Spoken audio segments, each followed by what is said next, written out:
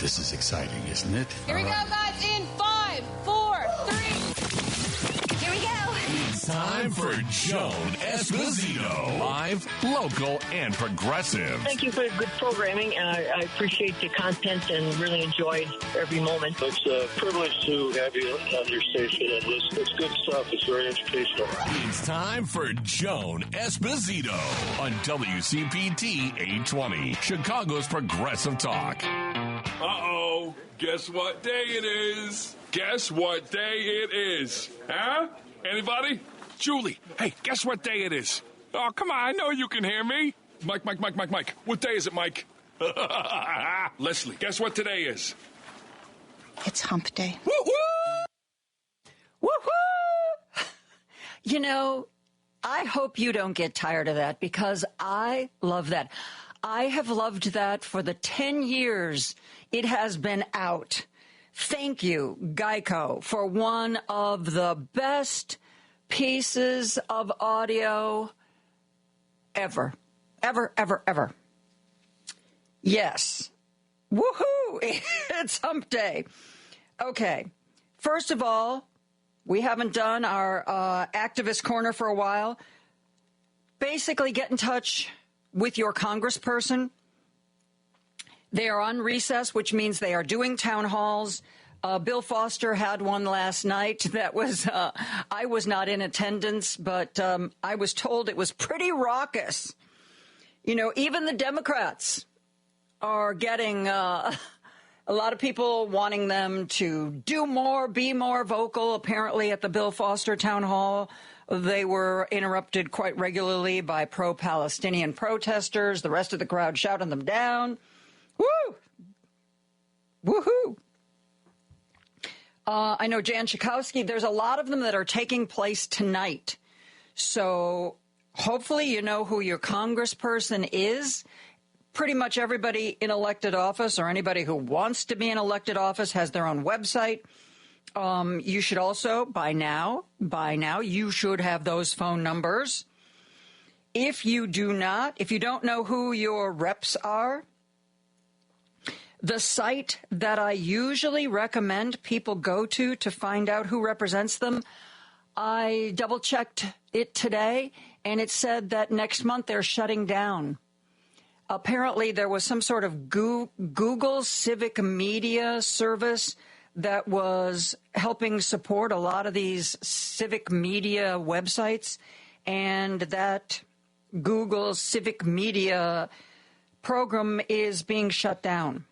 So the site that I've gone to for quite a while is very soon no longer going to be in operation. So I found a new one, ballotready.org.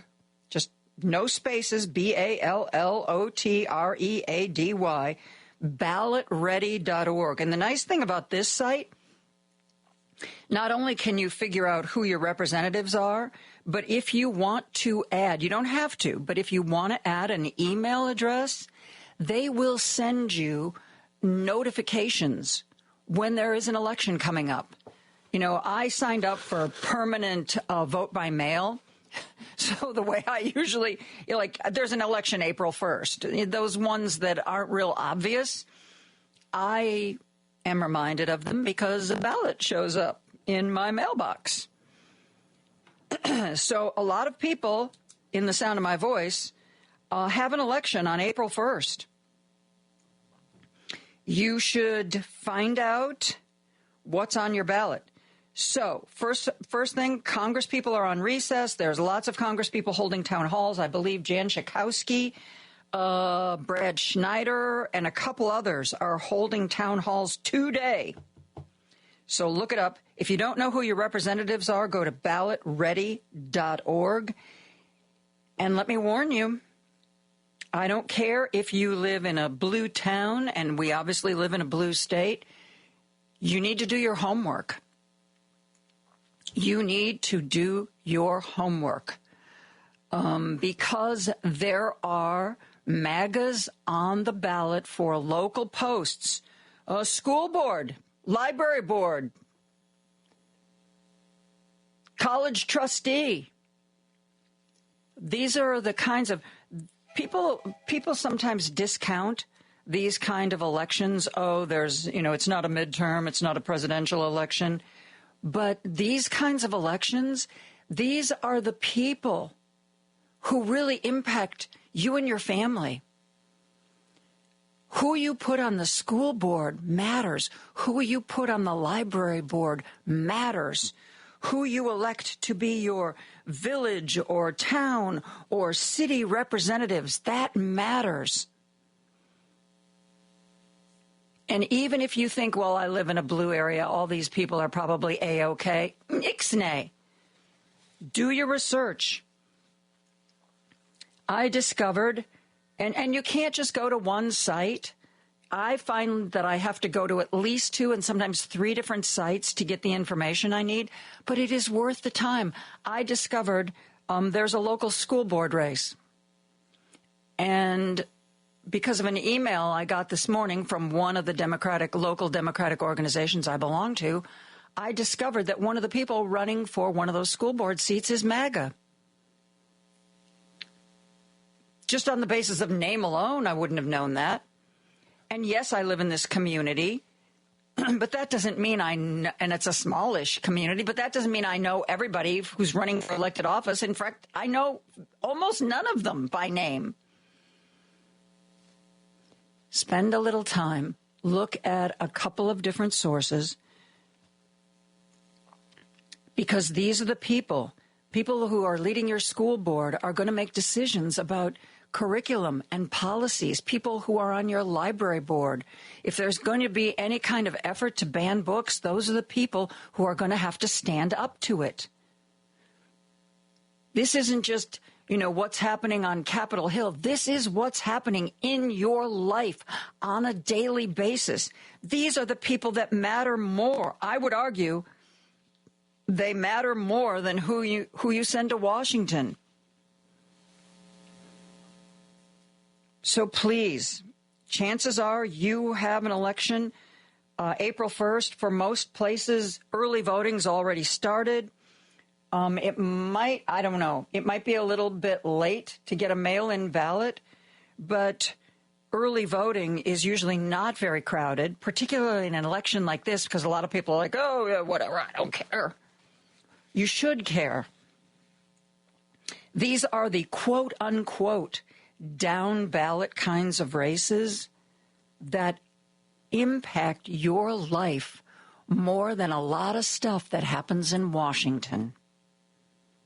So please, I beg of you, do some research on the names on your ballot. There are almost always local news outlets. You may not get a local paper anymore, but chances are there's something online. If you're a Democrat, do you get the emails from your local Democrat organization? Might not be a bad idea. Look around. Talk to your neighbors. We have one neighbor who has very strong MAGA leanings. So whenever we see a sign for a candidate out in their front yard, we're pretty sure that's somebody we don't want to vote for. But you know what? We still are responsible for knowing about the candidates, whether or not we see our neighbor's sign. Please, I beg of you, these local elections matter. And if you want to find out who your reps are, ballotready.org. If you're represented by a congressperson that you would like to talk to, you got to find out when they're doing their town halls, because there are at least 3 congressional town halls taking place today, and probably more. Some are by phone, some are in person, some are a blend. One other thing I mentioned at the end of the show yesterday, I'm going off on a tangent here, but this just frosted me.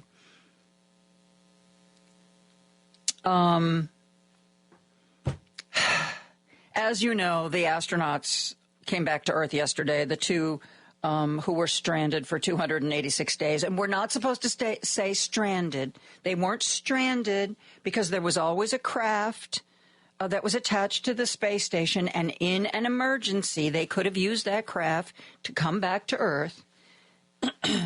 But they were returned home yesterday, and there have been several attempts to get them home, but for one reason or another, NASA doesn't want to put them on board a craft unless they're 1,000% sure that everything is looking good and everything is looking safe.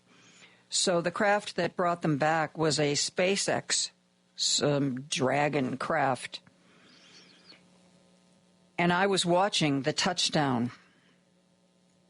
Most of it, when I went off the air, the capsule was close to touchdown but hadn't touched down.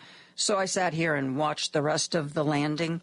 And as soon as the capsule touched down, they always say something like, on behalf of NASA, welcome home. On behalf of this group, the Mars Lander Group, welcome home.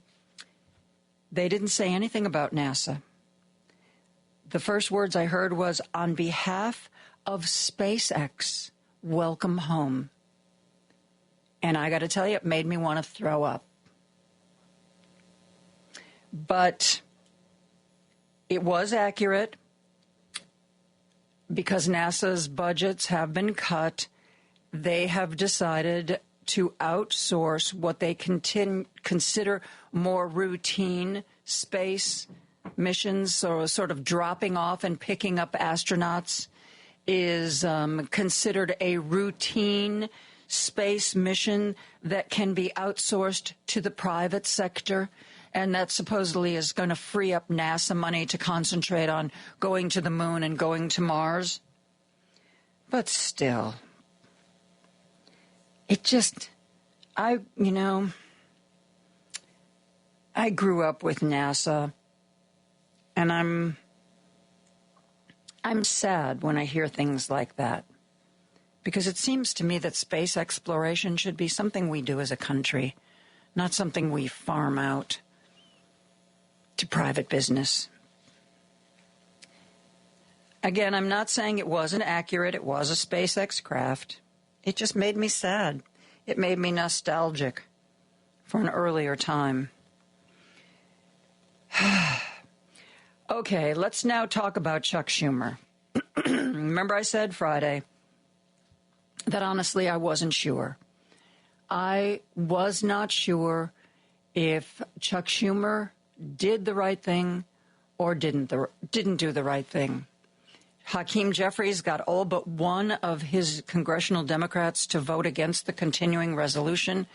It wasn't enough. The continuing resolution passed in the House, went to the Senate.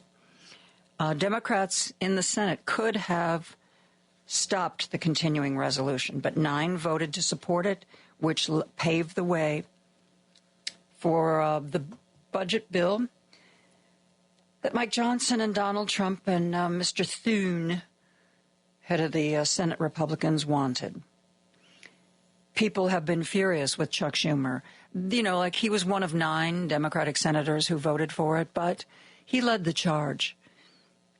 He originally said that Democrats were going to oppose it, and then he said he was afraid of what Republicans would do if Democrats willingly shut down the government. He was really afraid of what the consequences of that would be. So Gary Peters from Michigan, who's retiring, Dick Durbin, who is from Illinois and probably not going to run for re-election, and a group of others, he convinced them to let this budget move forward. He has been getting a lot of pushback. There have been public calls for him to, at the very least, resign the leadership, if not resign his position altogether. He knew that he was doing something that was going to be unpopular. I don't think he thought it was going to be this unpopular, because he had a book tour planned, a book tour which is now canceled because he doesn't want to go out and face the protests, or at least he knows there will be protests, and rather than that kind of stuff being covered by the media, he has decided that it's better to keep a low profile right now. I told you yesterday that one of my texters said that he was going to be on The View today, and he was indeed. And before his segment started, one of the hosts of The View, Sunny Hostin, said that she was really disappointed because she felt that while there was great leadership in the House of Representatives, that Chuck Schumer, she didn't mention him by name. She just said that it was hoping to have that kind of leadership in the Senate, and it doesn't seem like it was there. And then Chuck Schumer came on, and he explained himself. I'm going to share with you what he said, and then I'm also going to share with you some of the criticism. And I told you I honestly didn't know what was the right decision, because some people were saying, well, yes, he didn't want Republicans to be able to take advantage of a shutdown, but, they're shutting down the government anyway, so what did it matter? And he didn't even negotiate with Republicans and say, I can get enough votes to pass this, but you got to give us these concessions. Chuck Schumer explained himself to the best of his ability, and he makes an interesting argument. I still don't know who is right, and frankly, we probably won't know until we can look back on this with more context. But here is Chuck Schumer on The View explaining why he and a small group of Democrats voted to support the continuing resolution that made it possible for the Republicans in the Senate to pass the Donald Trump budget. Listen to this. Here's what would happen if we cut off government spending. It would be devastation like we have never seen. Worse than we're seeing now? Much.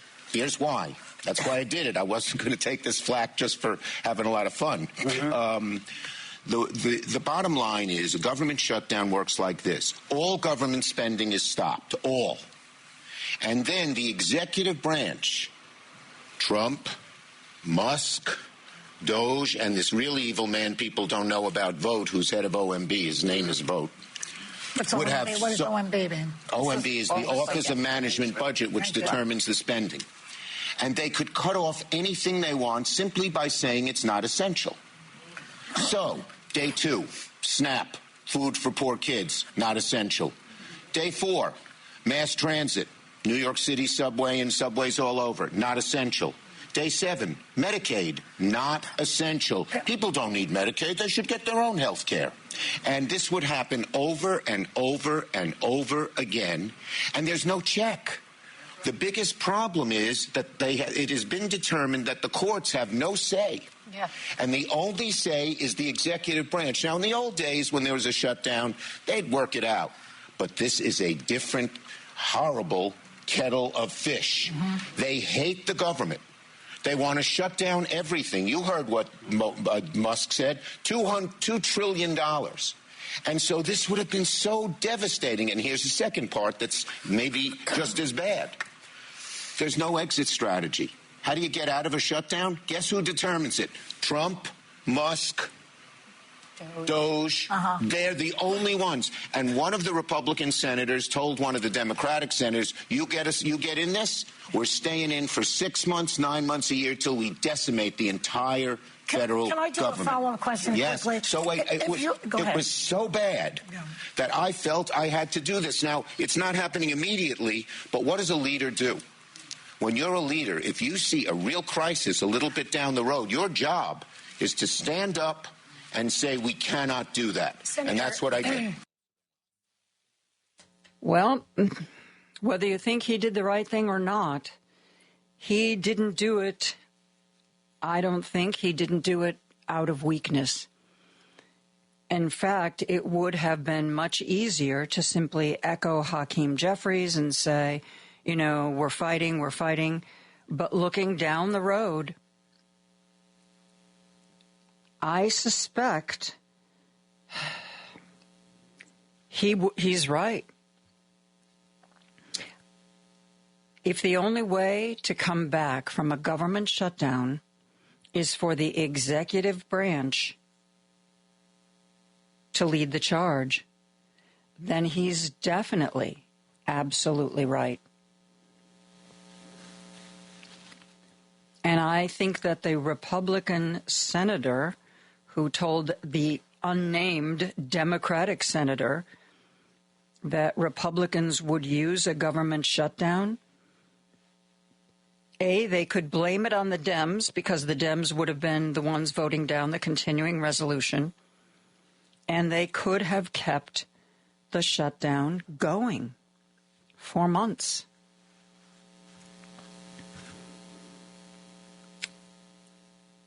Look, we talk all the time about getting up and fighting and resisting and doing whatever it takes, and I'm not backing away from that. But I also believe that sometimes you have to be strategic. Sometimes you have to lose a battle to win the war. And I believe that Chuck Schumer feels that's exactly what he's done. And isn't that what we ask of our elected officials? Isn't that why we praise Adam Kinzinger? He did what he thought was the right thing, even when he knew he would pay a huge political price. Isn't that kind of what Schumer is doing, or at least believes he's doing?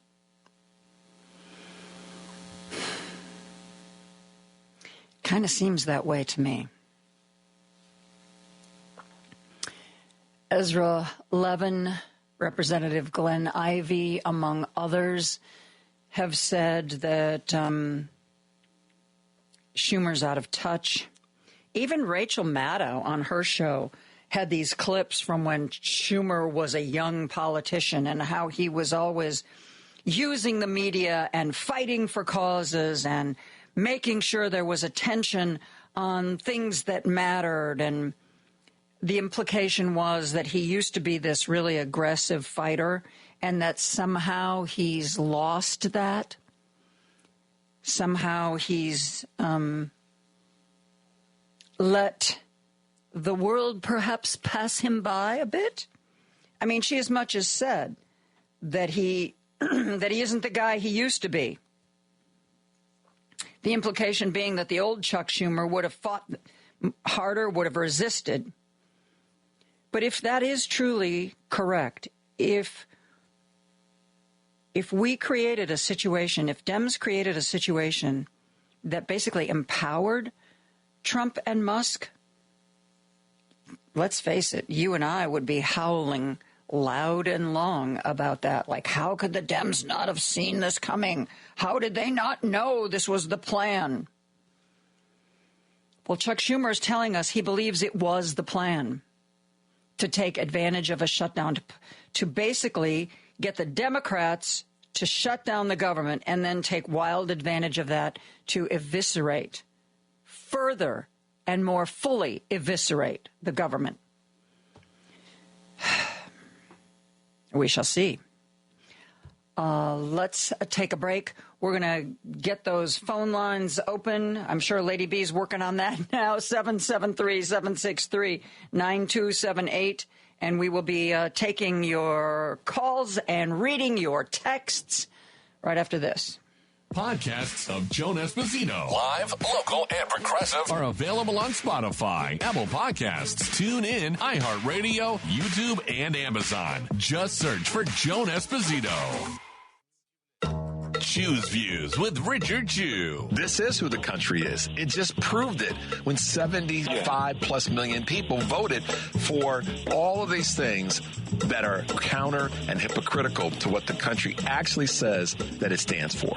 They say that they think the country's better than this. This is not who we are. We can't be that way. But in fact, they leaned into it with both shoulders. Richard Chew, weekday mornings at 6 on WCPT 820. This is Chicago's Progressive Talk, 820 AM, WCPT Willow Springs, and online at WCPT820.com, where facts matter. Want to join the conversation? I'm going to say exactly what I think here. Got something to say? Everyone needs to hear what I got to say. Call Joan now at 773-763-9278 and join the conversation. Joan Esposito, live, local, and progressive on Chicago's Progressive Talk, WCPT 820. Andy Miles just sent me some information. Apparently, Brad Schneider and Raja Krishnamurthy's town halls are in person, and they are both sold out. I don't know if there is, because they're sold out, I don't know if there will be a Facebook component or an internet component. Jan Schakowsky is also doing a town hall, but hers is, I believe hers is online. So if you are a constituent of Jan Schakowsky, you should be able to get a log on. Like I said, Brad Schneider, Rajna Krishnamurthy, they are doing in-person things that are fully sold out. If you live in the Naperville area, Lauren Underwood is doing a town hall on Sunday. So look up. You should know who your congressperson is. But if you do not, you can go to ballotready.org and find out. And then you can find out when they are going to be meeting with their constituents, and you can be a part of that conversation, okay? All righty. Let's go to the phone lines. Joe from Chicago is on the line. Hey, Joe, thanks for the call today. Yes, good afternoon. I just wanted to address the CR vote. Yes, the continuing resolution vote. Yes. So here's the thing. The majority of Democrats seem to be asking Schumer to vote no. We're the voters, the volunteers, and the donors. I don't think many Democrats are telling them to vote yes. Maybe Republicans. We understand the consequences. We've been dealing with this shutdown business for 15 years now. And if your supporters are asking you to do A, and then you do B, you lose it. There's just, and some people are making the argument that how much worse could it be, and that that's the other argument that Schumer should have resisted. That and maybe. Who knows? If Trump and with the advice of Elon Musk said, "Oh, just sit back and enjoy the shutdown," and this is exactly what we wanted. Maybe it would be so awful and so much worse than it is now that people would really rise up sooner and angrier and faster. I don't know.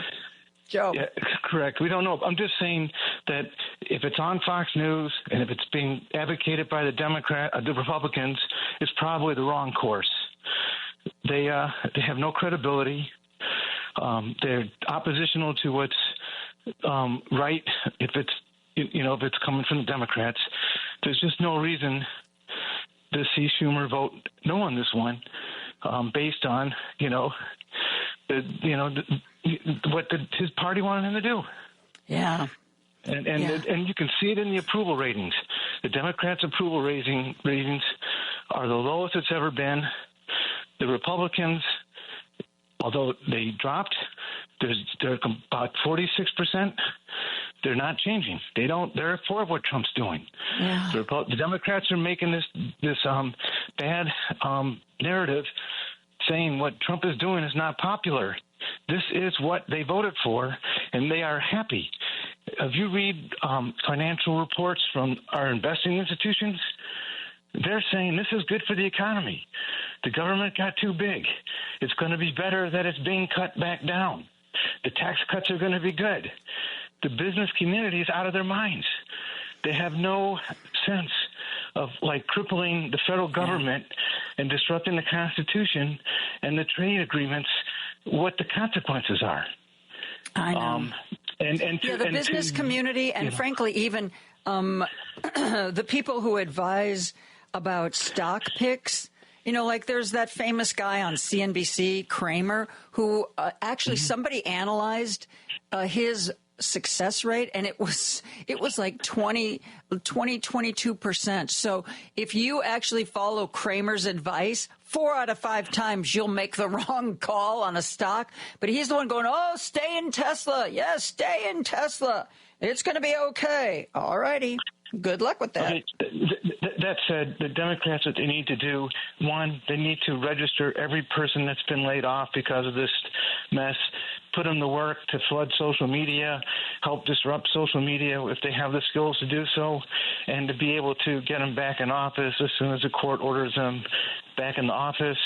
They need to put out a nationwide, campaign of lawn signs, so people can put in front of their homes what they think.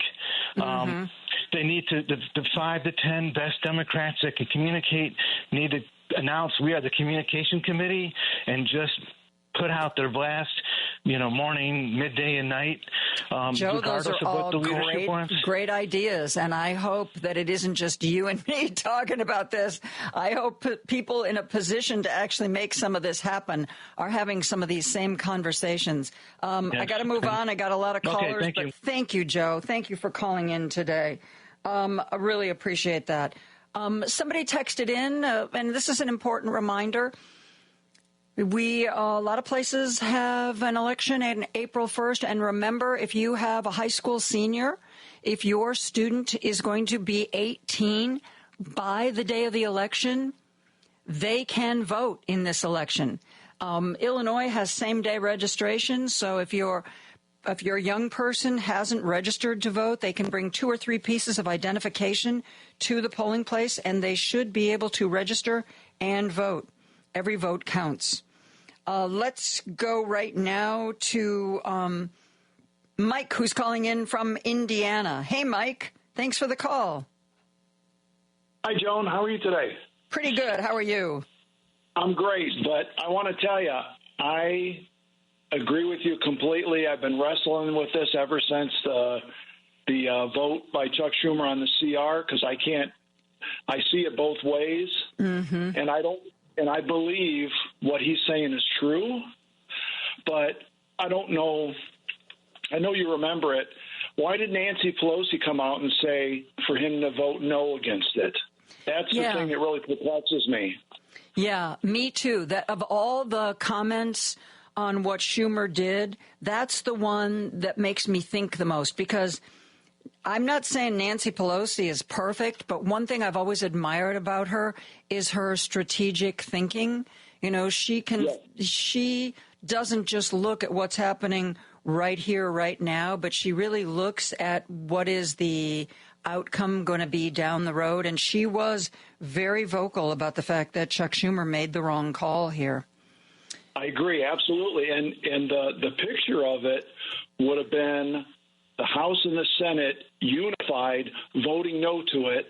And I agree with you that I would love to hear her reasons behind asking him to vote no. I would also want to hear her reasons behind, the Jerry Connolly thing, but that's another story. But I agree with you completely that she's always a couple of steps ahead. And she's always been a really shrewd strategist when it comes to policy. Yep. And that's why I want to, with Chuck Schumer, that's why I want to see what the result is, because I honestly can't say that, Chuck was wrong. I can't say he was right, but one thing I can say for sure is I believe him.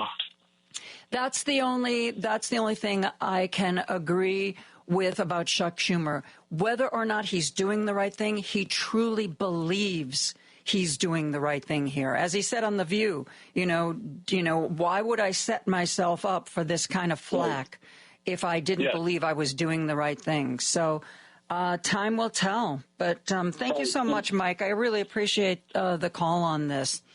Right now, the text line, Schumer is right. Could Trump and the GOP be that awful? Yes. Why, yes, they could. Somebody else, going back to the astronauts landing, I said that I was a little disheartened when they said, on behalf of SpaceX, welcome home. And I know it was a SpaceX rocket, but it just made me nostalgic for the days when NASA actually did their own stuff. somebody texted in that at Splashdown, David Muir, who's the ABC nightly news anchor, that ABC tends to be the most watched of all the nightly newses. They said that he told listeners that the ship will land in the Gulf of America. Yeah. Okay. Let's just move on from that. Al from Franklin Park is on the line. Hey, Al, how are you? I'm doing pretty good, Joan. I have a lot to say, though, so let me get a few things in here for you today. One is, as far as ballots, I still think the best place to go to see your total ballot is Cook County and City of Chicago websites.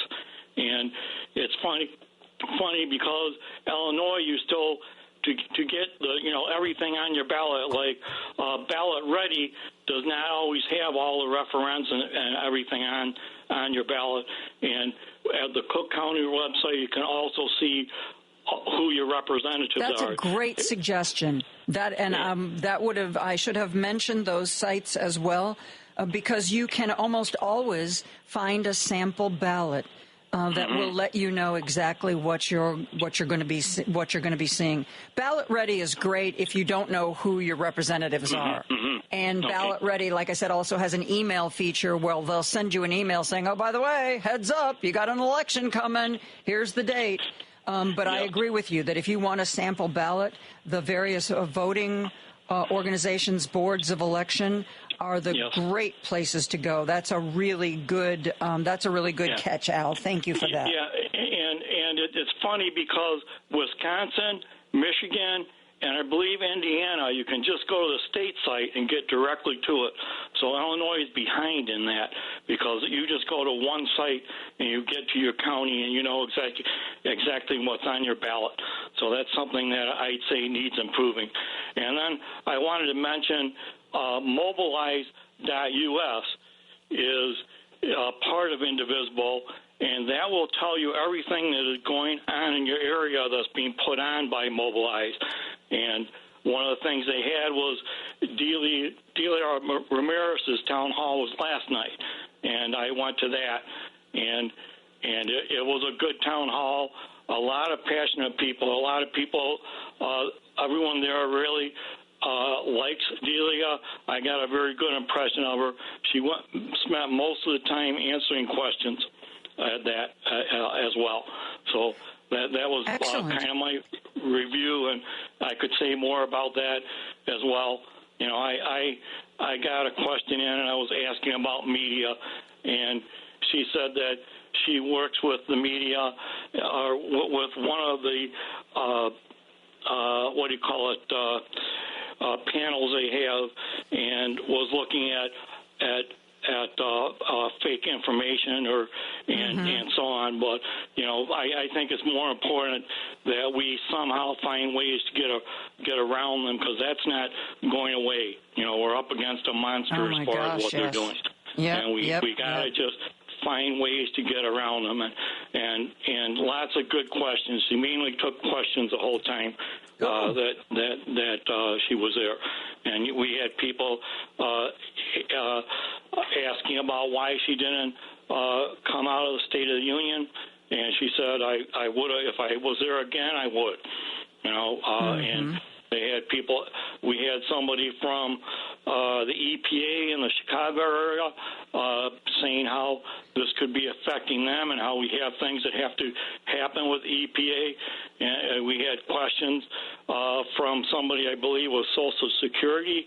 She was right before my question. But they were well organized, and that one was put on by Indivisible as well. So that was how I found out about it.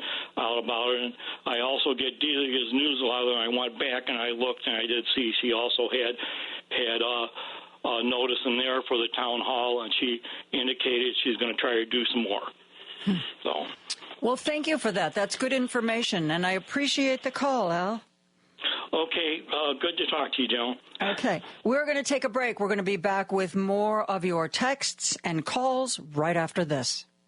Take Joan Esposito, live, local, and progressive with you on the go by using the TuneIn app on your phone. Just search for WCPT 820. Chicago's Progressive Talk, WCPT 820, where facts matter. Now back to Joan Esposito, live, local, and progressive on WCPT 820. Got a really interesting text from Andrea in Hyde Park, who believes that basically Schumer made the wrong decision, that even if there had been a complete government shutdown, which voting against the continuing resolution would have accomplished, she doesn't believe that it would have lasted longer than a few days or a week because of the effects on people like her who get Social Security, and the fact that people would have basically, I think what she's saying is that Republicans would have seen that a great part of their constituency was now being actively hurt on a daily basis, and that Republicans would have responded to that with a perhaps more human-friendly budget. I don't know, Andrea. You could very well be right. There's the problem is, I don't know. I do believe Chuck Schumer felt in his heart of hearts he was doing the right thing. I think he felt he was being strategic. We are in a period where we want our democratically elected representatives to stand up and say, hell no, Chuck Schumer didn't do that. And unfortunately, had Democrats opposed, we will never really know for sure, but had Democrats opposed the continuing resolution, had the government gone into shutdown, then we would learn what that was going to be like. Was it going to be a 6-month shutdown? Or did Chuck Schumer just get scared? 2020 hindsight is always my favorite way to judge things. Let's go back to the phone lines. Mary is on the line from the south suburbs of Chicago. Hi, Mary. How are you? Hello. I'm fine. Thank you. I want to start out by admitting that not everybody can know everything about everything. And I want to tell you, on my 26th birthday, the moon landing happened. So I've been following NASA off and on for decades. I've read at least 2 books on it, too. And as far as I can determine, this is information, NASA is a government-related entity. NASA trains astronauts. It selects astronauts for space missions. NASA does not make rockets. It does not launch them. It has always, from what I can determine, relied on outside contractors. And the 1986 horrible Challenger accident that killed 7 people was handled by a private company. NASA has used defense contractors like Raytheon, Lockheed Martin, Northrop Grumman. They've had contracts. Boeing, too. Yes, but Boeing is not a defense contractor. It's an aerospace company, and it's had contacts with NASA. Representative Ro Khanna has said on TV interviews, I would say within the last 4 or 5 months, that Boeing has ripped us off for years. The companies that I've mentioned have had to job out their work, which means there's cost overruns. They're years behind their NASA schedule, according to space and tech writers that I've read in the Washington Post. NASA's former head was Bill Nelson, who was the Democratic senator from Florida. He said before they went with SpaceX at NASA, he found out that the president of SpaceX is the person who runs runs the company day to day, not Elon Musk, who is the CEO of the company. And in case you don't know, the SpaceX president is named Gwynne Shotwell, a woman who's an engineer with a degree from Northwestern. The last thing is that Lori Garver, who was a former department head at NASA, has also praised SpaceX like Nelson has on PBS interviews. They've both talked about how SpaceX meets its time schedule on budget, et cetera, and has saved billions, verging on $1 trillion of taxpayer money. Garver was President Obama's advisor on space. And Obama at one time accidentally ran into Elon Musk, apparently at a launch or something, and Obama suggested to Musk that he start bidding for some of the NASA contracts. So I think that's really interesting. I think a lot of what you're saying is really interesting. I would also point out that back during the Obama years, there were a lot of people who thought that Elon Musk was a really different guy than he has turned out to be. I mean, 5 years ago, I bought a bloody Tesla. All I knew is, hey, it's made in California, American made, good car, want to go electric. Yoo-hoo! Someday I would love to talk to you about cars, too, because I followed them for decades and decades and decades. And we have two of them, one that's 10 years old, and I've never paid anything except $10 to charge the car. Yep. In 10 years. It was built into the cost of the car. Well, yeah, but people who bought Teslas later didn't get that deal. You must people who were early. That's true. Yeah, because by the time I bought it, there were no. You know, I like to buy things when they are most expensive. So I wait till all the rebates are over and all the other stuff is over, Mary, and I go, oh yeah, now's the perfect time. Yeah, well, no more. I don't need any help here, or no help on my charging, or no federal rebates. No, I'm going to wait till all that expires. Then I'm going to jump into the market. I agree, though, with Hillary Clinton, who says you can hold two opposing ideas in your head at the same time. We love our Teslas. I will not adhere to any purity test to get rid of mine. My bona fides in the Democratic Party are good because I've worked for Democratic candidates. But my husband and I are royally, I don't know how to say it politely. Can I say pissed off? Pissed off. Just sure. Elon Musk. Yeah. I mean, you know, and Representative Khanna has talked about the way it's the Democrats' fault partially that Musk became such a knucklehead to go to Trump. I don't put that on the Democrats. No, I do not. Elon Musk was becoming kookier by the day, but I think that the power that Donald Trump has given him has put him in a different space. Mary, I'm running out of time. I got a couple more calls I want to try to take. Thank you for the call. Let's go to Steve, who's on the line from the Gold Coast. Hey, Steve. Well, I'll try and get in as much as I can. First of all, with all due respect to the previous caller, in the event of a government shutdown, non-essential services are shut down. You still get your Social Security money.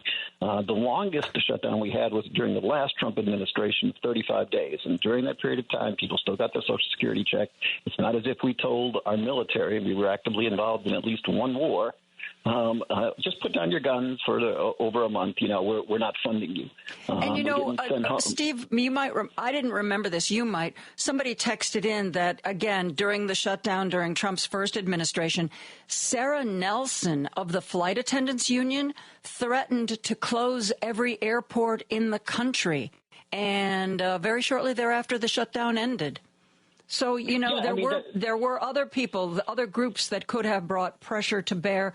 But I just think that Chuck Schumer was afraid.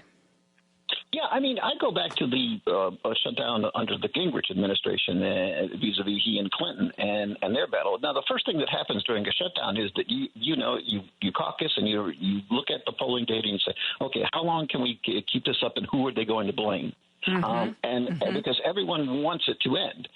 It's a game of who's going to blink. But in this case, you're looking at an administration that's already in the process of shutting down as much of the government as they possibly can.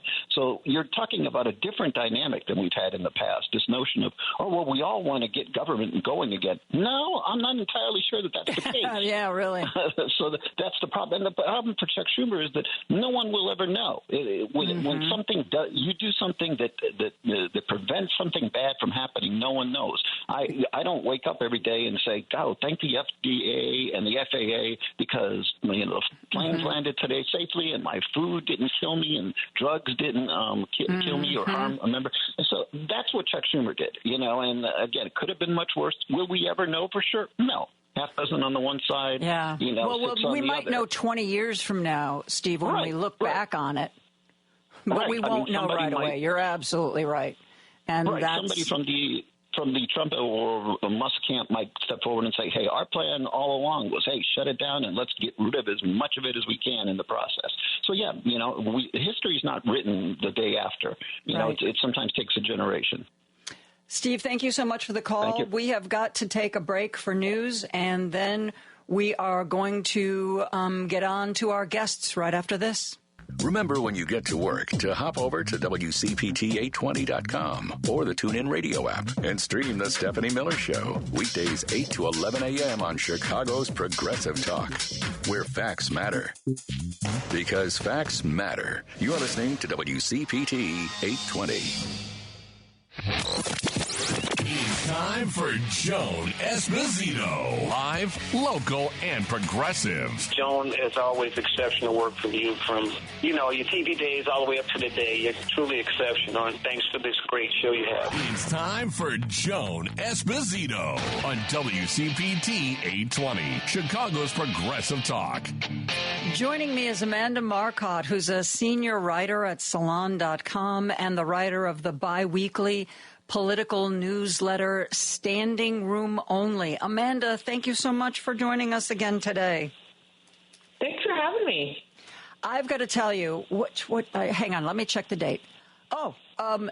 Yesterday. Okay. I'm sorry, Amanda, but I've lost any sense of time, so I always have to check the dates. The newsletter that you put out yesterday was so fascinating. First of all, you wrote a little bit about Donald Trump, flouting the authority of the court, which we have all seen. But I didn't know that Andrew Jackson quote about basically, the Supreme Court ruled that, fine, let them enforce it. That the quote is fake. It wasn't. John Marshall has made his decision. Now let him enforce it. That wasn't real. So this whole argument that J.D. Vance is making is based on a quote that isn't real? Yeah, pretty much. I mean, I think it is true that Andrew Jackson expressed kind of similar sentiments, but they were not so bold and they weren't so just in your face. And I think, therefore, he is misrepresenting the situation. Do you think the recent John Roberts comment about judges should not be impeached because you disagree with their rulings, that's what the appellate court is for, and everybody's like going, "Ooh, he's clapped back at Donald Trump." I think that I don't see that exactly as a clap back. I'm speaking out for the integrity of the judiciary. I don't think means that we're going to suddenly see him try to rein in Donald Trump. But what was your thought when you saw that happening?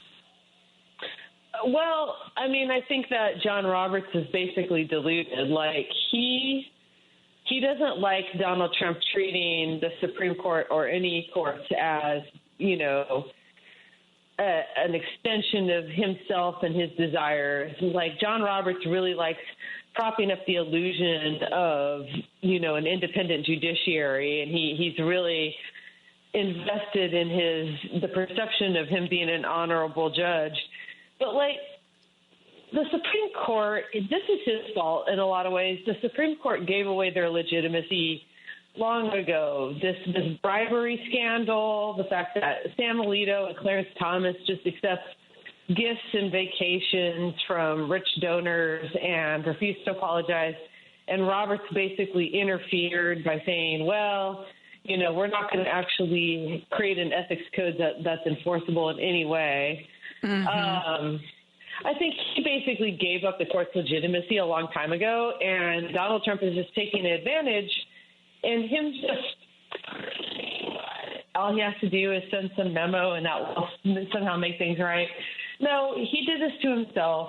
There's a reason that Donald Trump walked up to him after the joint session speech and thanked him on camera, because I think it wasn't just, you know, that Trump wanted to, like, thank him for giving him immunity, which was another corrupt thing the Supreme Court did.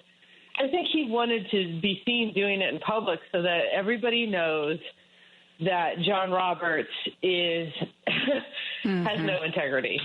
Yeah. He kind of rubbing his nose in it, because what was it that he said? Something like, oh, thank you, I'm not going to forget what you did for me, or something along those lines. Yeah, thank you. We won't forget, because he speaks about himself in the royal we. Yeah. How do you think John Roberts? I mean, because by what I saw was a smiling John Roberts, standing there taking it all in. But do you think John Roberts understood the fact that Donald Trump was saying to the world, "This is my guy"? Probably. I would recommend rewatching that video, because Trump walks up, Roberts is smiling, and then he turns away from the camera, so we never actually see the expression on his face. Okay, I guess I just assumed the smile stuck around, but you're right. Maybe it didn't. Maybe he grimaced. Yeah, Brett Kavanaugh, however, is standing right there and heard it, and he makes this poo-poo face. He was really upset by it. Wow. So I don't think, like, if Brett Kavanaugh was so upset, I doubt very much that John Roberts enjoyed having his, Trump gloat on national television over how much control he has over these fools. Oh, I feel so. My heart goes out to them. So, they want to do all of this, all this stuff to facilitate Trump, but they don't actually want anybody to point it out. They don't actually want to have to deal with the fact that everybody sees that that's actually what's happening here. Oh, poor guys. My heart bleeds for them.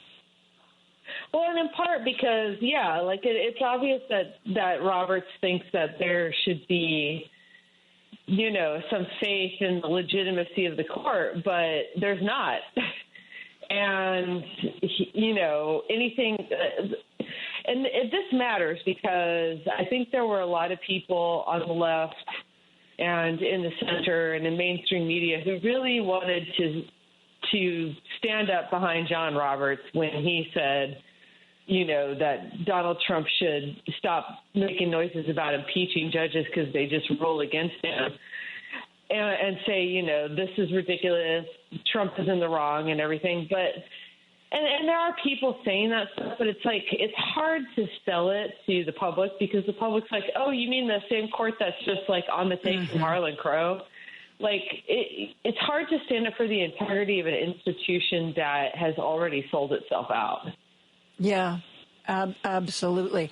In the political newsletter, too, moving further down, I like the fact that you share, it isn't just, here's everything Salon is doing, but you have wide-ranging political interests, and you share some of what you think is good with people. I'm talking about how you said over the weekend, I listened to the 3-part podcast series by NPR's Zach Mack about his failed efforts to de-radicalize his conspiracy theorist father. And, who among us does not have these people in our families? And, you just sort of think to yourself, if I could only find the right argument, if I could only find the right thing to say, I could open up their eyes. But Zach had a different experience. If you wouldn't mind sharing what you wrote about the podcast, what you heard on the podcast with us? Yeah, and this was very predictable. Zach interviewed some experts in conspiracy theories, and I have too, researching these kinds of stories in the past. And what they'll all tell you is that conspiracy theories, like once somebody's fallen down the rabbit hole, fishing them out is nearly impossible. And his dad basically gave up his family. He lost the faith of all of his friends. He's become this person that he's become, and in part because he kind of already felt a little alienated from his community, but he alienated himself entirely from his community. But he refuses to back down. He believes, and when I say he's a conspiracy theorist, he believes crazy stuff. Like he bet Zach at the beginning of 2024, he bet Zach that Biden, Harris, the Clintons, all these people, the Obamas, would be all arrested and tried for treason in the next year, that Trump would be installed without an election, that there would be military rule across the U.S., that an EMP would take out New York City. He believed all these prophecies, basically, and he bet his son $10,000 that they would come true, and then when he lost, and it was such a, like if you know anything about these conspiracy theorists, you could just feel it coming. He recorded his dad writing him the check saying, "Son, I was wrong, but," and then basically had this whole diatribe about how he was still going to be right in the end. And that's just, you know, it's important to understand that conspiracy theories they exist to fill an emotional need for people. And as long as that emotional need is still in them, then there's not much you can do to pry them off of them. And when I say emotional need, I'm not trying to make it sound sympathetic, because a lot of the time the emotional need that's being fulfilled is this narcissistic desire to feel smarter than everybody else. That's often what you find with a lot of conspiracy theorists. And it's a coping mechanism for an unwillingness to take a hard look at issues that bedevil all of us, you know? I was reading recently an article that said, don't expect the people who voted for Trump and then have been hurt or will be hurt by it, don't expect them to come out and say, oh, my gosh, shouldn't have done that, shouldn't have voted for that guy. Because, again, talking about the psychology of this, there may be people who are able to do that, but it is more likely that rather than admitting that they made a mistake, rather than admitting that they were so horribly wrong, that it's more likely you should expect those people to double down. And sometimes you already hear it. It's like, well, you know, it wasn't what I expected, but it's not Trump's fault. It's that same kind of weird psychology. What do you think of that theory, that we shouldn't expect people to suddenly go, oh, my God, what did I do? I am so apologetic. But rather, you know, I was right. It's just not happened yet, or it wasn't Trump's fault, or this or that excuse. I think if you're the kind of person who has the capacity to take in new information, admit you were wrong and change your mind, you were probably already voting for Democrats, you know? And that's just kind of, and Trump makes it worse. His entire pitch to his voters is, don't you hate those smug liberals thinking they're right about everything? Don't you just want to stick it to them? Don't you want to plug your fingers in your ears and go, la, la, la, la, la, I don't want to hear stuff that I don't like, that information that bothers me or makes me uncomfortable. You know, I want to call everything DEI. That reminds me that racism exists and is bad. I just want to bury my head in the sand. Those people aren't going to stop feeling that way. Yeah. And Trump, like, no matter how bad things get, Trump feeds their need to just, he tells them all day, every day that they're right no matter what, no matter how wrong they are. Yeah. And that's a very intoxicating feeling. It's what cult leaders often do to lure people in. And then once they're in, the humiliation of saying they start to get in their head that, the humiliation of saying I'm wrong would be so painful that it's worse than anything else that could happen. It's not true, but they've just come to hate liberals so much that the idea of admitting that we were right and they were wrong, I do think we saw it during the COVID pandemic, when they weren't getting vaccinated, a lot of them would actually rather die. Literally. I'm talking to Amanda Marcotte, who's a senior writer with Salon.com and also puts out a biweekly newsletter that you really should subscribe to. It is called Standing Room Only. We are going to take a real quick break. We're going to be back with more after this.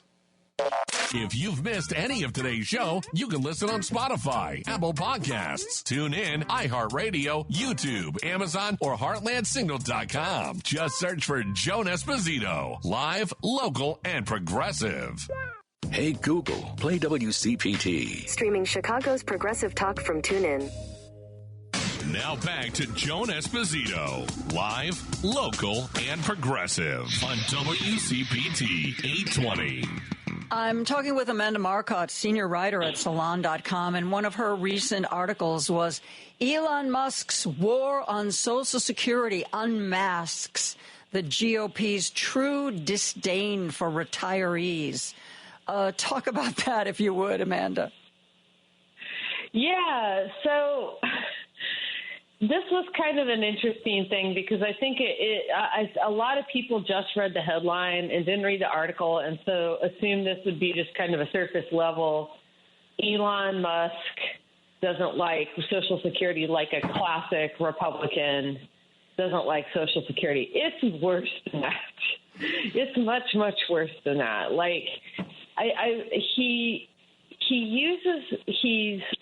He's floated these conspiracy theories claiming that millions of people receiving Social Security checks are dead. It's a complete lie, and every time he repeats it, he gets corrected, and he sticks by it anyway.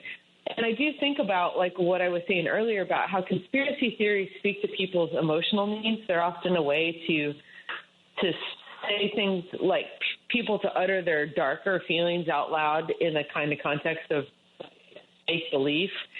And I think that the sentiment he's actually trying to get across when he's saying that they're frauds who are dead and the checks aren't real and all that is that he's actually implying that people on Social Security might as well be dead.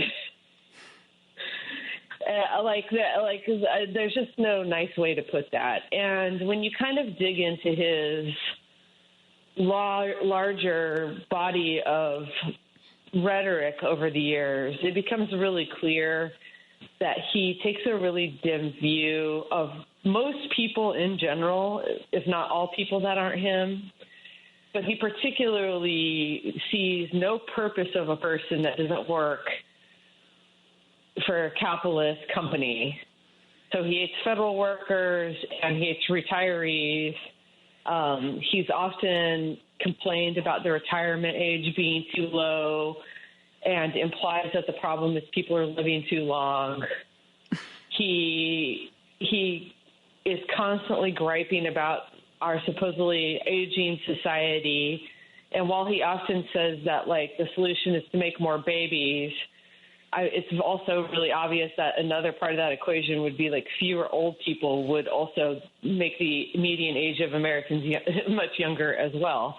And it's just this he has this deeply anti-human view, right? He doesn't see he sees people as existing to serve a capitalist system, and if he doesn't see how you're serving a capitalist system, he doesn't see why you exist. You know, the irony of people like he and Donald Trump, who started off with these huge advantages and these huge bankrolls from their family, and looking at people through a jaundiced eye but ignoring the fact that they didn't just start life with a leg up. They started life with 2 legs and 2 arms up.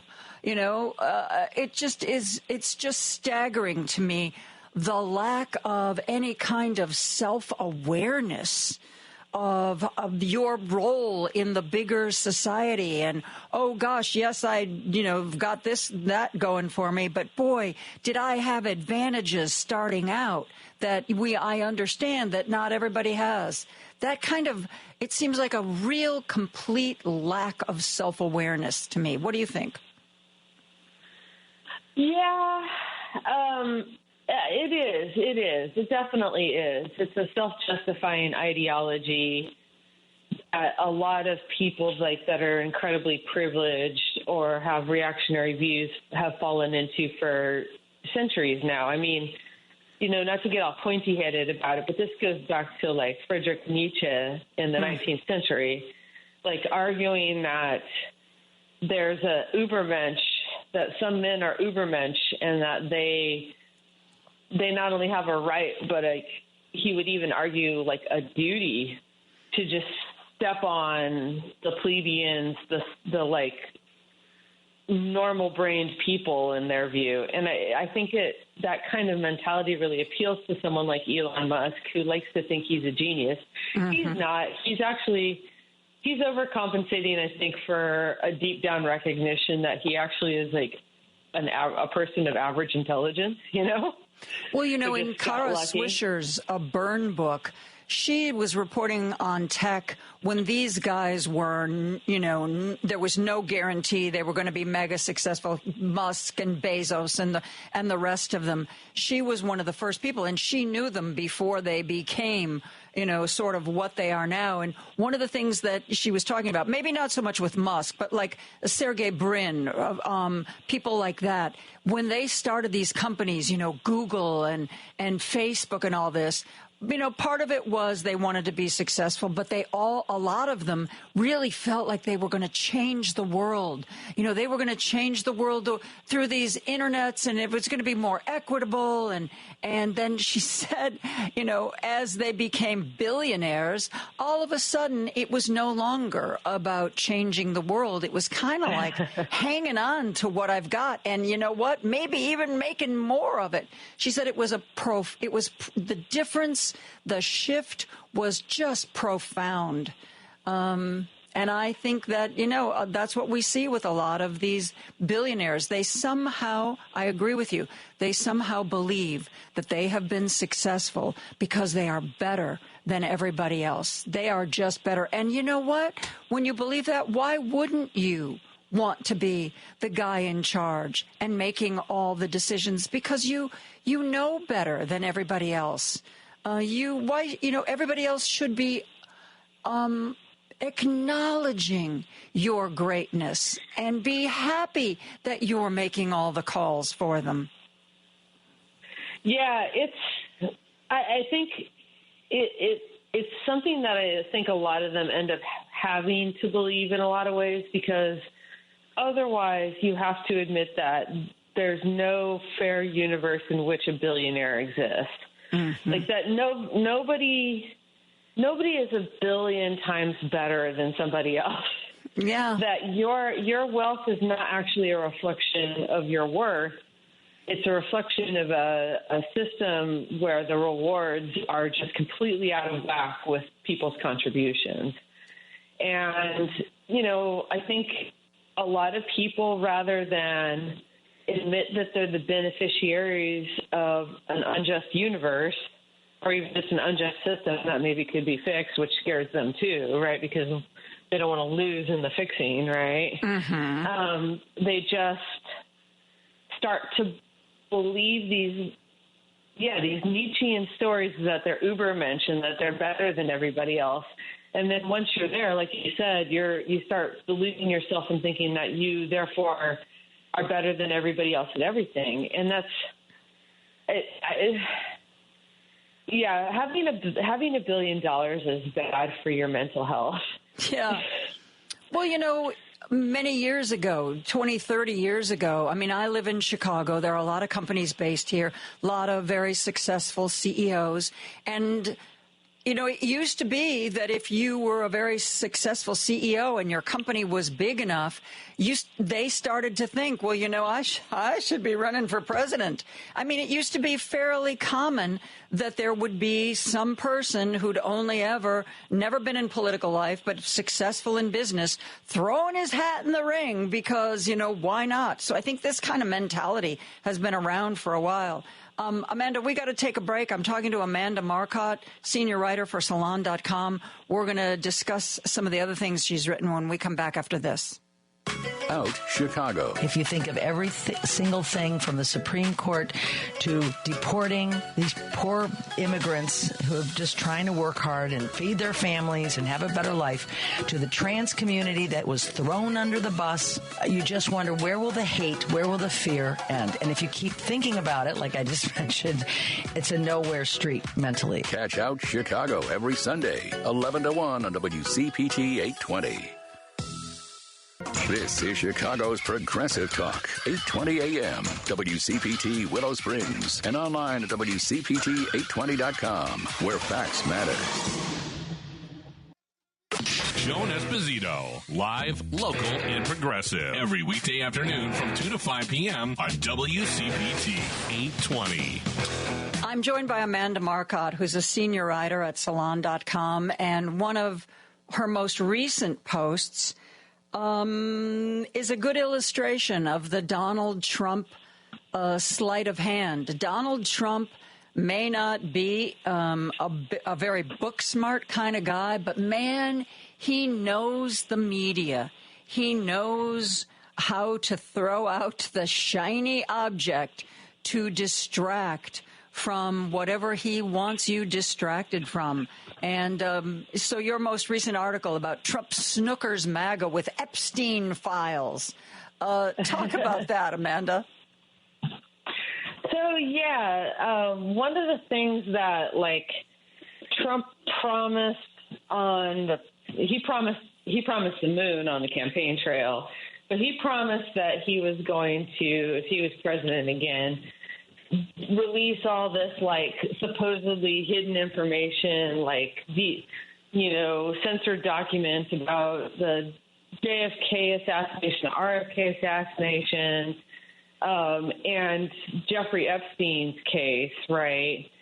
And this stuff is, it seems kind of, it's packaged in the media as kind of a little bit silly and a little bit innocent to a certain extent. But I would say that it's actually very sinister, because a lot of this is dog whistling and winking at QAnon, right? Mm-hmm. Especially the Jeffrey Epstein stuff. So a lot of all these MAGA-like thought leaders, these MAGA influencers, have become obsessed with what they call the Jeffrey Epstein client list. And again, they rarely say the words QAnon, but that's a lot of what they're hinting at. They know that their audience believes this a lot of their audience believes this QAnon conspiracy theory that Donald Trump is like the savior against a worldwide satanic cabal of Hollywood celebrities and Democratic leaders that kill children and drink their blood. I know. And it's really brutal. And, you know, different MAGA people believe it to different degrees, but their hope, I think, was that the supposed Jeffrey Epstein client list would be like the key to blowing open and exposing this entire conspiracy. And I mean, it's been 8 years almost now that they've been kind of pushing this idea that, like, any day now the storm is coming and Donald Trump is going to expose all these people as child murderers. The thing is, there is, and Donald Trump and Pam Bondi as Attorney General have been feeding this by winking and saying they're going to release the Epstein documents. And there's this myth out there, and unfortunately a lot of people on the left don't understand what's going on, so they kind of have started to buy into the idea that there's a quote-unquote Epstein client list, and that if it was published, it would like embarrass a lot of people. There is no such list. Like the most respected journalists in the country who worked on the Epstein case, like know that there's no such list, and that his like the kind of like people that Epstein like associated with are well known already, that there's not going to be any big reveals. And yet, so Pam Bondi was in this kind of weird situation where she realized like she needed to produce something that they could pass off as the Epstein client list. So she got all these MAGA influencers at the White House and gave them a bunch of binders called the Epstein files. Yeah. And they got really excited. And then when they opened them up, they found out that there was no client list, much less proof of a satanic international conspiracy. So now Donald Trump, So now Donald Trump is going on this conspiracy theory podcast. And he's promising, like, it's coming, it's just a couple of weeks away, which is always what he says when he answers he's never going to release it, you know? Because it doesn't exist. What I want to underscore to people is it doesn't exist. Jeffrey Epstein was he was a rapist and a sex trafficker, but there aren't any secrets here. It's been exposed, you know? Yeah. And, you know, he and his supporters, I believe, use whenever there's something that really starts to gain traction that is potentially negative for him, suddenly there's one of these outrageous statements or occurrences. I mean, even the ambush of Volodymyr Zelensky in what was supposed to be a White House photo op. At the end of it, Donald Trump says to no one in particular, well, that's going to make good TV. I mean, come on. Yeah. He can't get his head out of that space. Yeah, I think it's telling that it's clear that the heat continues to be on him and Bondi over not releasing something that could be passed off as an Epstein client list, because yesterday he just dumped like all these documents about JFK's assassination, and it worked. Like it distracted his followers from the Epstein files. It distracted the press a little bit from, you know, the economic chaos his tariffs are causing and Doge is causing. And all this for like a few hours, everyone was like, "Oh, Kennedy files." Well, as I predicted, like people who've been reading through it and they're like, there's nothing new here. There was no grand conspiracy. It's the same story it always was. JFK was killed by Lee Harvey Oswald. And if there was any kind of shady behavior around the investigation, it had a lot more to do with public officials not wanting to talk about other things like affairs people were having and connections that they had to organized crime or to KGB agents, you know, just random embarrassing stuff, but nothing, not a single shred of real evidence that JFK was killed by anybody but Lee Harvey Oswald acting alone. Shocking. So it didn't turn out to be the big news thing that everybody thought it would be. Why, Amanda? Can you see, and I can see, that he throws out the shiny ball so that all the news media runs after that, the latest ridiculous outrage, as opposed to, I remember when the Jack Smith report was close to being released. Suddenly, Donald Trump was saying all these and doing all these outrageous things, and suddenly reporting on whether or not the Jack Smith report was going to be released. Suddenly, that's back to page 3 or page 5. It was moved a lot lower in the news cycle. Why do journalists keep getting taken in by this, Amanda? Is it one of those things? I understand competition. I understand clicks. Is that what it's all about? Is somebody afraid that if they don't report the outrageous thing, that they will appear to not be on top of things? I don't get it. I think so. You know, journalists first of all, most of us are working in a capitalist environment, and it's about clicks, it's about ratings. But it's a little bit more than that. Like, I think a lot of the time it's about your audience and wanting to meet them where they're at and what they're interested in. And people, they want to talk about the Kennedy assassination, even after all these years. They want to talk about the Epstein files. I think that also journalists are human too, and like, tariffs are not a sexy topic. The Doge situation, the Doge situation is just depressing, right? It's hard to. It's more fun to like. One of the things that conspiracy theories do is they make you feel they are titillating as opposed to depressing, even when they are actually about a depressing topic. Like, I would say crimes to me is a depressing topic, right? Mm-hmm. But, I think he's dead. He can't hurt anybody anymore. So now it's just sort of shifted into this titillating, like, who's going to be exposed as a pervert story. And, the Kennedy assassination, I think perversely because it happened so long ago, all the, like, grief has been sucked out of the story. Mm-hmm. Instead, it's just a murder mystery. And those are just kind of more fun to talk about than, the U.S. aid being cut off to, South Sudan and just killing so many people because it took away their AIDS medications, Mm-hmm. That's just sad. It's just depressing. Yeah. And it is. I understand that if he says, tomorrow's the day, we're going to, really discuss invading Greenland, that's something that has to be reported. But I think that what people need to understand is what is the thing Trump's trying to distract us from, because let's not forget to report on that as well. I'm talking to Amanda Marcotte, senior writer at Salon.com. We are going to take a break and be back with more after this. WCPT 820, Chicago's progressive talk, where facts matter.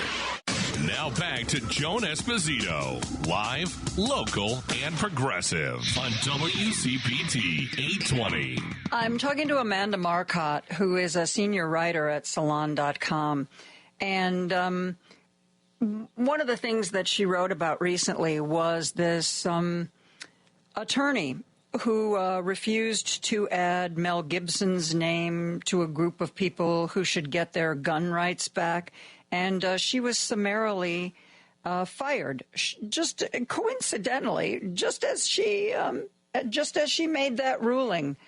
And I'm thinking about Mel Gibson, and that led me to think about Trump taking over the Kennedy Center, like he doesn't have a day job and needs to take over the Kennedy Center.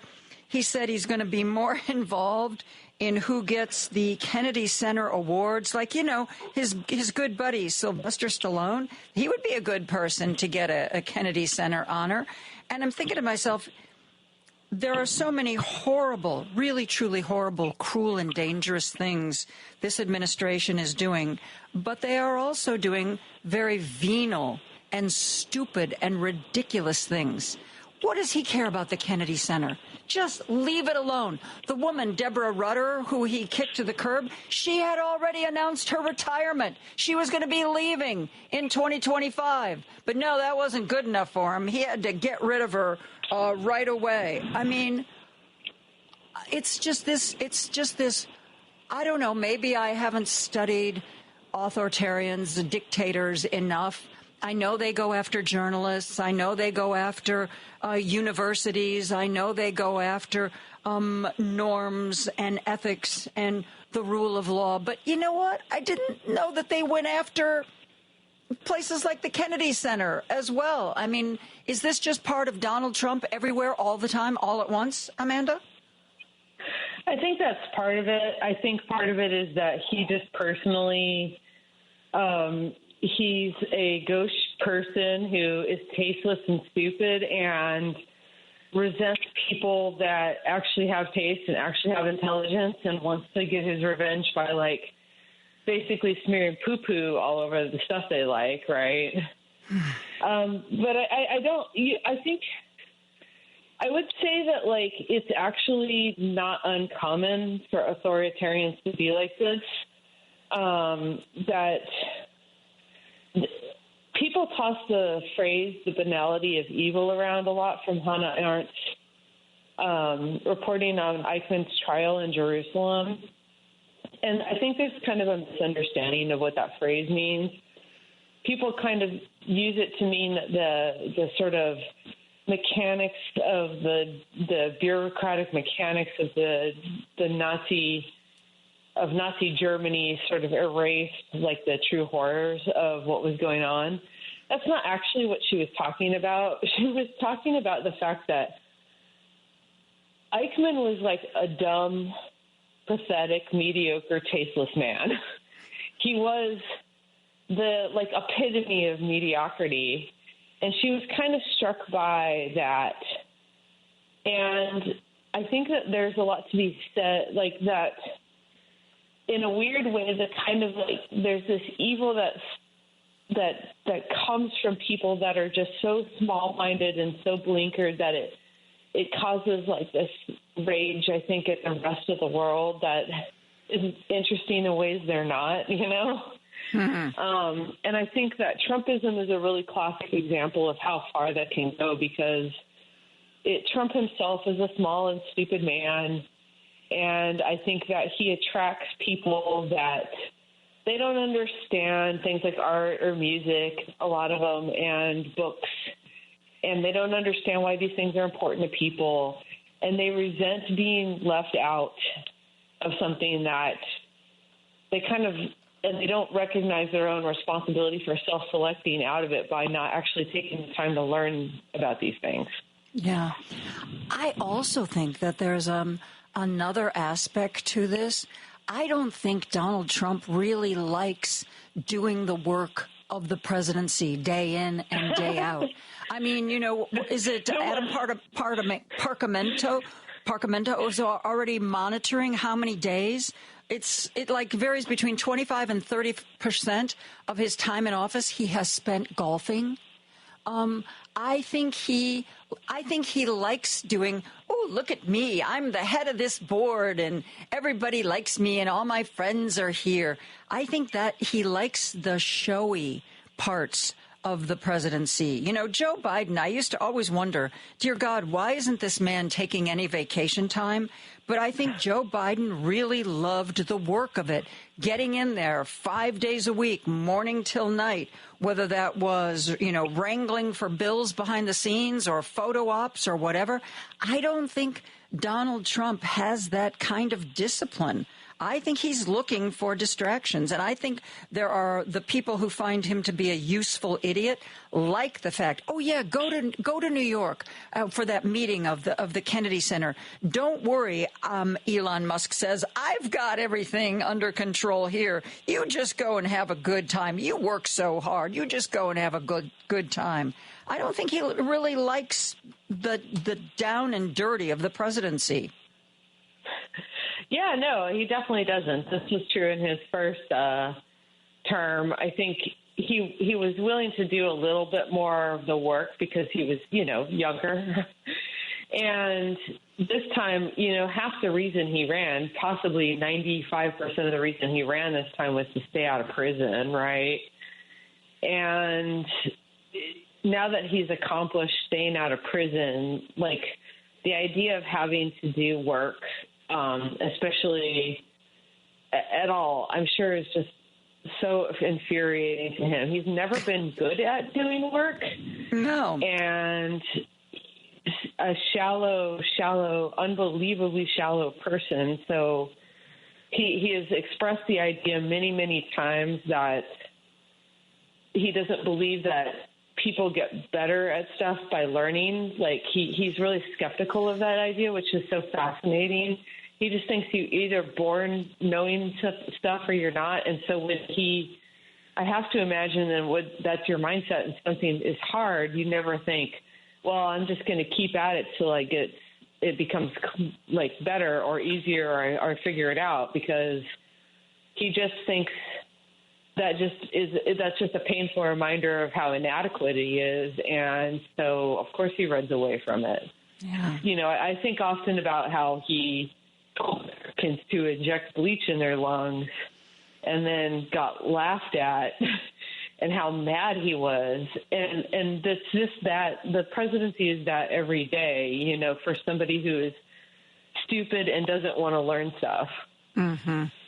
Well, I remember Howard Stern, who used to have Trump on his show all the time, and they seemed to be friends. Howard Stern, frankly, thought they were friends. And when he ran the first time, Howard Stern said that in retrospect, he told him privately not to do it because he understood that a big part of Donald Trump was really wanting to be loved, and that Howard Stern could tell that if he were elected, that was not going to be the case. And I agree with you. Donald Trump has a particularly thin skin, which is why we see the revenge presidency that we have now. And he's never going to find the presidency is a path to being worshipped and loved. And I think it's going to get really, really bad. Amanda, what are you working on now? Anything you can share with us? Yeah, it's been a long day. What did I just... I am working some more on writing about the Elon Musk presidency. I'm continuing to monitor the situation with RFK at the HHS. And hopefully I'll be able to do some reporting on culture issues, because I continue to be really interested in the way the internet is shaping, you know, and especially internet disinformation and right-wing influencer culture is shaping our larger culture. So I hope to have some more writing out about that, but that's going to be a bit down the road. Do you think, because I get this complaint all the time, people asking me, why is it that Democratic billionaires haven't invested in media the way right-wing billionaires have? And it's the, 200-plus local television stations owned by Sinclair. It is the proliferation of right-wing radio. We've got MSNBC, but they've got Fox and OANN and Newsmax. Do you see that changing anytime soon? Well, it's more frustrating now than ever because, where the investment is online. And I think, first of all, we have way fewer billionaires on our side. Yeah, that's true. And second of all, I think that there tends to be a skepticism about media, a desire to kind of control the message that always ends up stifling anything interesting people would actually want to say. Right-wing billionaires and people that are willing to be, as terrible as they are, at least willing to be bold and build an audience, right? Mm-hmm. So, but, I think that on the left, everything's just, and this is going to continue to cripple us until we get over it. Everything's just about message control and discipline and never offending anybody, and that's just going to always be this huge blocker for getting any kind of information out there that's interesting and engaging with people. But if anybody wants to actually change our political landscape, investing, it's actually a pretty small ROI, I think, is what these right-wing billionaires have learned, is to, fund something like Ben Shapiro's Daily Wire or Joe Rogan's podcast or whatever, and then it's cheap to make and it's addictive to the people that follow it, and it has just these really outsized cultural impacts. Yeah. Well, it's good news, though, that recently the podcast done by the Midas Touch brothers has taken over the #1 spot from Joe Rogan. In the last year, I read the Midas Touch podcast grew its audience by 141%. And I think there's a real appetite out there for a liberal progressive talk. And I hope we see more of it in the very, very near future. Civic media does it well. Courier newsrooms do it well. And you, Amanda Marcotte, do it well. And I am always pleased when you join me on the radio. Thank you so much for joining us today. Thank you so much for having me. Sorry about that noise. That was my cat jumping at a squirrel. That's quite all right. Amanda Marcotte is a senior writer for Salon.com. She also writes a political newsletter called Standing Room Only, which isn't your typical political newsletter. It really is. It's not just, here's today's litany of everything going wrong. It's here's some other people you might want to look at. Here's taking a step back. Let's take a peek at this big picture. I highly recommend it. Standing Room Only. Coming up after the news, I hope you read Chapter 8. We have the WCPT Unofficial Book Club. Spencer Critchley, author of Patriots of Two Nations, is serializing his next book called The Liberal Backbone on his website, dastardlycleverness.com. We are going to be joined by Spencer, and we are going to be talking about Chapter 8, Defending Enlightenment. That's Chapter 8 of The Liberal Backbone, right after the news. The Thom Hartmann radio program provides all of the intelligence, information, and insight you'll need to win the water cooler wars. Weekdays 11 to 2 right here on WCPT 820, Chicago's Progressive Talk, where facts matter. This is WCPT 820, where facts matter. It's time for Joan Esposito. Live, local, and progressive. I want somebody who's passionate. I want somebody who can talk to people like a real person, who can make people feel things, who can make people want to follow them. It's time for Joan Esposito on WCPT 820, Chicago's Progressive Talk. It is time for the unofficial, or maybe it's official now. I think I've decided it's official, Spencer. The official WCPT Book Club. You can find the latest chapter of The Liberal Backbone at dastardlycleverness.com.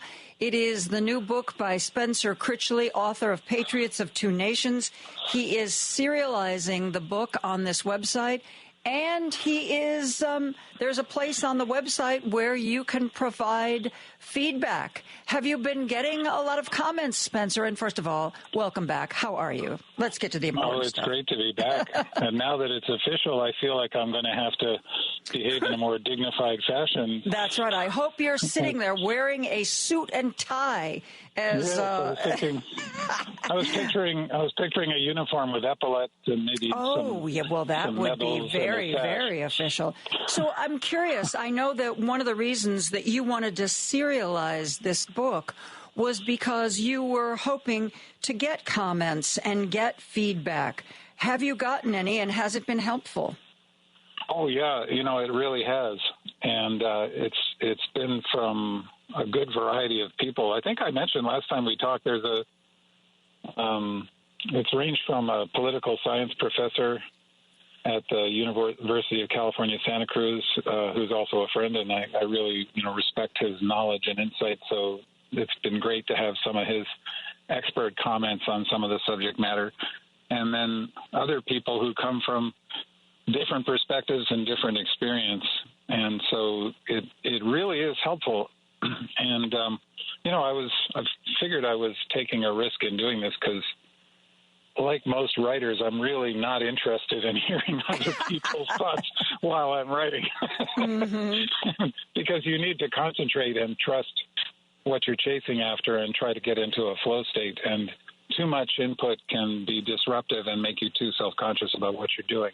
Yeah. And also people are very individual, and something that you've written that you might think is just perfect. It's the right thought, well expressed, and somebody else could be like, well, I don't think you were clear right here, or the sentence was too long or something. And it's hard, I think, when you're, especially with something as personal as writing, it's hard to weed out the really useful feedback from just this was an individual reaction that doesn't mirror my individual reaction. You know what I'm saying? Exactly. And maybe you can relate to this, actually. I think that it's a lot easier for me to do this after having had a lot of experience in media and communications in various forms where, you know, the job is to write things, say them in public, you know, get feedback. And early on, I think you have to learn how to separate yourself and your own ego and your own anxieties from the work that you're doing and just take the point of view of, is this working or not? Yeah. And do I think it's good? Is it making me happy is very important. And then if other people don't like it, as long as it's making you happy, that's actually quite a win, I think. But if you're trying to reach other people professionally, which you and I have both had to do for a long time, do you find that you become less self-conscious, including about the way you look and your voice and all of the stuff that makes most people self-conscious because you've spent so many hundreds or thousands of hours looking at yourself or listening to yourself and reading your own writing? You can look at it more just sort of, is this working or not? Yeah. When I was on television, no matter where I've worked, people were always obsessed with my hair. I can't tell you how much of my mail back then, and it was snail mail back then, was about my hair. And, you know, you kind of have to, you know, you understand that the person hopefully is trying to be helpful and not just hurtful, but it gets to a point where you do realize that you have to, that the first job is to feel good about yourself and please yourself. And when it comes to the actual work, the writing or something like that, there were some people whose editing or advice that I respected for whatever reason. Either I thought they were already really good at this or they brought an interesting perspective. And then there's a bunch of other people who might give you feedback and you don't know. And for the group of people that you either don't know or people you don't respect giving you feedback, the only time I paid attention to that is when it seemed like there was a preponderance of one criticism that I was hearing over and over and over again. And then you might think, well, you know, these aren't people I know. Some of them I do know and don't respect, but I'm hearing this same criticism over and over again, and maybe it's something that I ought to take to heart or really try to look at. I mean, there's the people you respect, like you say, this political science professor who gives you feedback, and you take that to heart because you respect him. But when it comes to the masses, I really only let them have power over me when I saw that there was something that seemed to be important to a lot of them. Does that make any sense? Yeah, absolutely. And I think that kind of gets to, is this actually working or not? What am I trying to do, and is it actually working? Because if lots of people are telling you it's not, then you're failing to communicate with those people. And so I think that's worth paying attention to. I think also when you're trying to learn to do anything well, and especially anything that involves creativity and exposing yourself that way, you have to separate learning the technical skills, which requires just abandoning your ego and learning just how to do stuff technically. Like if you're a carpenter, you know, if you want to learn to make tables that don't wobble, you just basically have to learn how to do that, you know, and clean joints that'll hold together. And it's the same with writing or doing TV or radio or whatever. And then there's the personal voice you were just talking about, where you kind of have to flip all of that, and hopefully you've absorbed the technical skills so you're not thinking about them so much anymore. And you have to actually focus on doing it exactly the way you want to do it. And people actually end up responding to that better. I find, you know, the more specific you can be, the more of a distinctive voice and perspective you have, people get more interested in that. Whereas if at that point in the actual creativity, if you're listening too much to other people, then you'll just sand off all the edges and become bland and you want to stick with what makes you you. Exactly. And ultimately, that's the only thing that really ends up being valuable, because just being skilled ultimately is not really worth very much to people. Because a machine, you know, could do it better if you're just going to measure it by pure technique in terms of technical perfection. And where it becomes interesting is where there's something distinctive, and that's where you get the people who are the real standouts, I think. Well, this radio station, I think, is a good example because there are people who come to this radio station because they are looking for a particularly liberal point of view. They're looking for a sort of a democratic conversation. And yet, each one of us as hosts, we are individuals. We do our shows reflecting our personal experience and our background. And I think anybody who starts a radio show, there's a amount of time that hopefully you will be given to build your audience, because people who respond to your style and your voice are going to find you. And while people might come to this station generically because they appreciate the conversations we have, they will gravitate towards certain shows where that person's particular style resonates with them. So I think people are, I'm very, very lucky. A lot of times when people call in or they text, in addition to whatever they want to talk about, they're always saying, really listen to you every day, really love your show. And those are the people who click with me and with my personality. And, it doesn't mean that, well, I would like to think it means I'm the absolute bestest who's ever been at this business. Realistically, it just means that sort of my people have found me. And I think that whether you're talking or writing, your people who appreciate your approach, your style, they have to find you.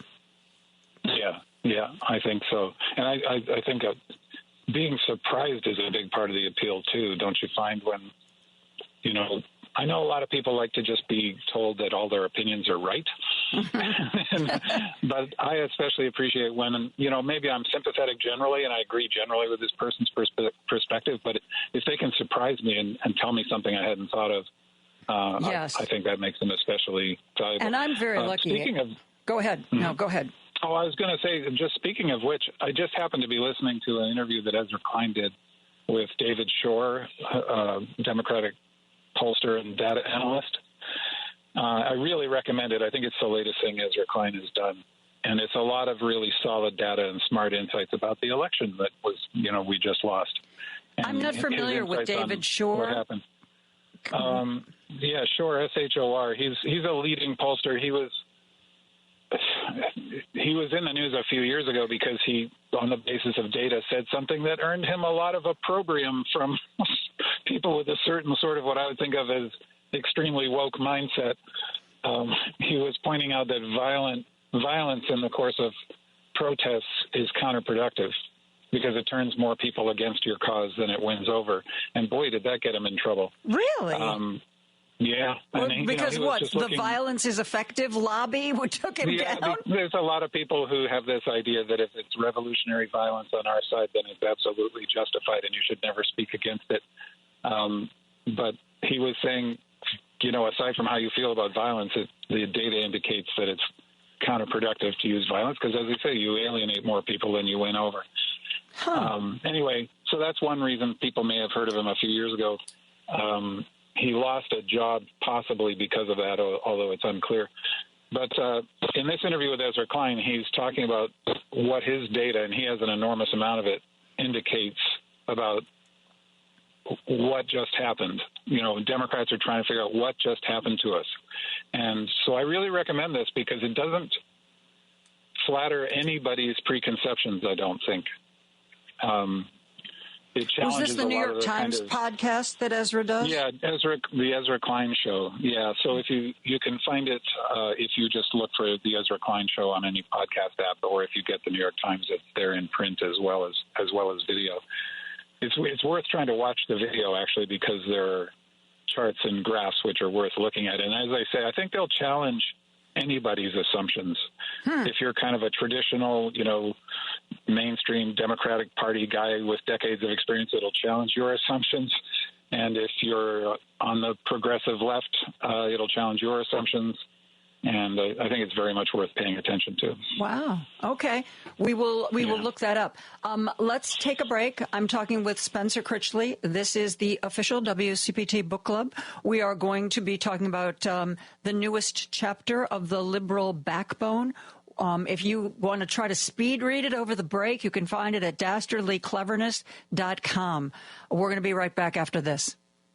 If you've missed any of today's show, you can listen on Spotify, Apple Podcasts, TuneIn, iHeartRadio, YouTube, Amazon, or HeartlandSignal.com. Just search for Joan Esposito. Live, local, and progressive. You're listening to WCPT 820 because facts matter. Attention listeners, financial planners, CPAs, and divorce attorneys.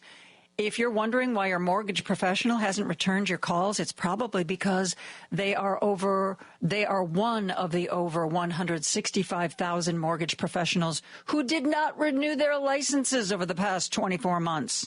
So if you want to buy a new home or refinance the one you've got, you need to do what I did and call Team Hochberg, our trusted local lender.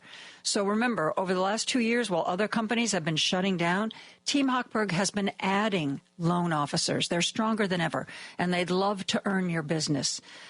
So if you'd like to work with an experienced mortgage professional, do what I did. Call Team Hochberg now, 855-563-2843, or go online, 56david.com. That number again, 855-563-2843, or 56david.com. Lower.com, equal housing lender, NMLS 1124061. Don't turn that dial. Joan Esposito, live, local, and progressive, returns right now. A fair balance where the facts come out. On WCPT 820. If you go to dastardlycleverness.com, you will be able to read chapter by chapter Spencer Critchley's new book, The Liberal Backbone. You know he's the author of Patriots of Two Nations. And this new book, he is writing in real time. And if you scroll all the way down to the transcript, you can also listen to it. But if you scroll all the way down to the bottom of the transcript, there is an email box where you can weigh in, share your thoughts on what he's written with Spencer. The beginning of this new chapter, the first sentence just brought me up short. Which says, of all the potential causes of liberal confusion, few are more confusing than this. Being reasonable has become controversial. That just stopped me in my tracks. You know, a clear-eyed description of where we are now and why.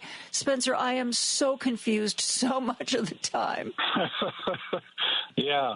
Well, yeah, and this is a chapter, this is a longer than usual chapter, and it's where we get into the heart of the matter, at least from the point of view of the anti-liberal left, which I'm focusing on in the first half of the book. In the second half, I'm planning to focus on the anti-liberal right, which would be the MAGA right. Start off, let's define our terms. Anti-liberal left. Who are those folks? Yeah, there's a sort of the schema for the book is I think it's a mistake to think in terms of a single line of political opinion from left to right, as if there's only one left and only one right. And you can just be more or less far left or more or less far right. What people need to realize is there's now, well, it has been actually for a very long time, but it's very prominent now. There's a left that opposes liberalism, which is the philosophy of freedom and equality on which our liberal democracy is founded. And there's a right which also opposes liberalism, and that's the MAGA right. So they're very different from each other, but what people often call the woke left is an anti-liberal left. They actually reject liberalism, the philosophy of freedom and equality on which our democracy was founded. And you need to understand why they reject it in order to understand at least that form of wokeness. And if you are a liberal and you think you want to remain a liberal, I think you need to understand what is this argument against liberalism they have, and you need to decide whether you agree with it or not. And right now, one reason the left is so confused and losing elections, I think, is because so many liberals are confused about this, and they actually don't know where they stand on a lot of issues. They don't know whether they're woke. They're not sure what woke means. And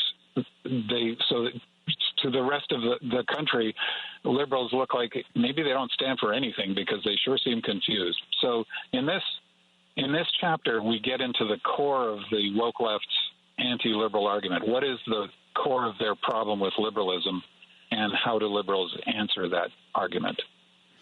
Let's take another step back and define our terms. What is a liberal?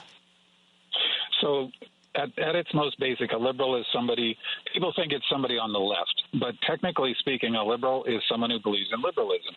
And liberalism is the philosophy of freedom and equality that was developed during the Enlightenment, roughly during the 18th century. So when you had philosophers like Thomas Hobbes and John Locke and Immanuel Kant, and there's a collection of philosophers who were very inspired by the rise of science and reason. And they used it to challenge dogma, especially religious dogma. And they used it as reason as a tool of freedom, and came up with the concepts that seem second nature to us these days, or at least to most of us, concepts like universal rights, that all people have the same rights. And those rights include the right to freedom. That you're free, you should be free from coercion, and you should be able to make decisions for yourself and live in a democracy. The assumption that everybody is of equal value. So freedom and equality are like the two core liberal values. And then related ones include the rule of law, democratic self-government. But there's really just a few of these core values that define a liberal.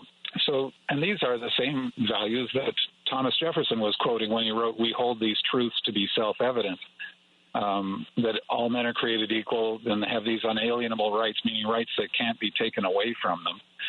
And among them are life, liberty, and the pursuit of happiness. He's almost quoting the philosopher John Locke verbatim there, Locke, one of the leading philosophers of liberalism. So this really is fundamental to what America is supposed to be, this kind of liberalism. And you can be on the left, you can be in the middle, you can be moderately left, far left, you can be moderately right, far right. But if you believe in those principles of liberalism, in this sense, you are a liberal.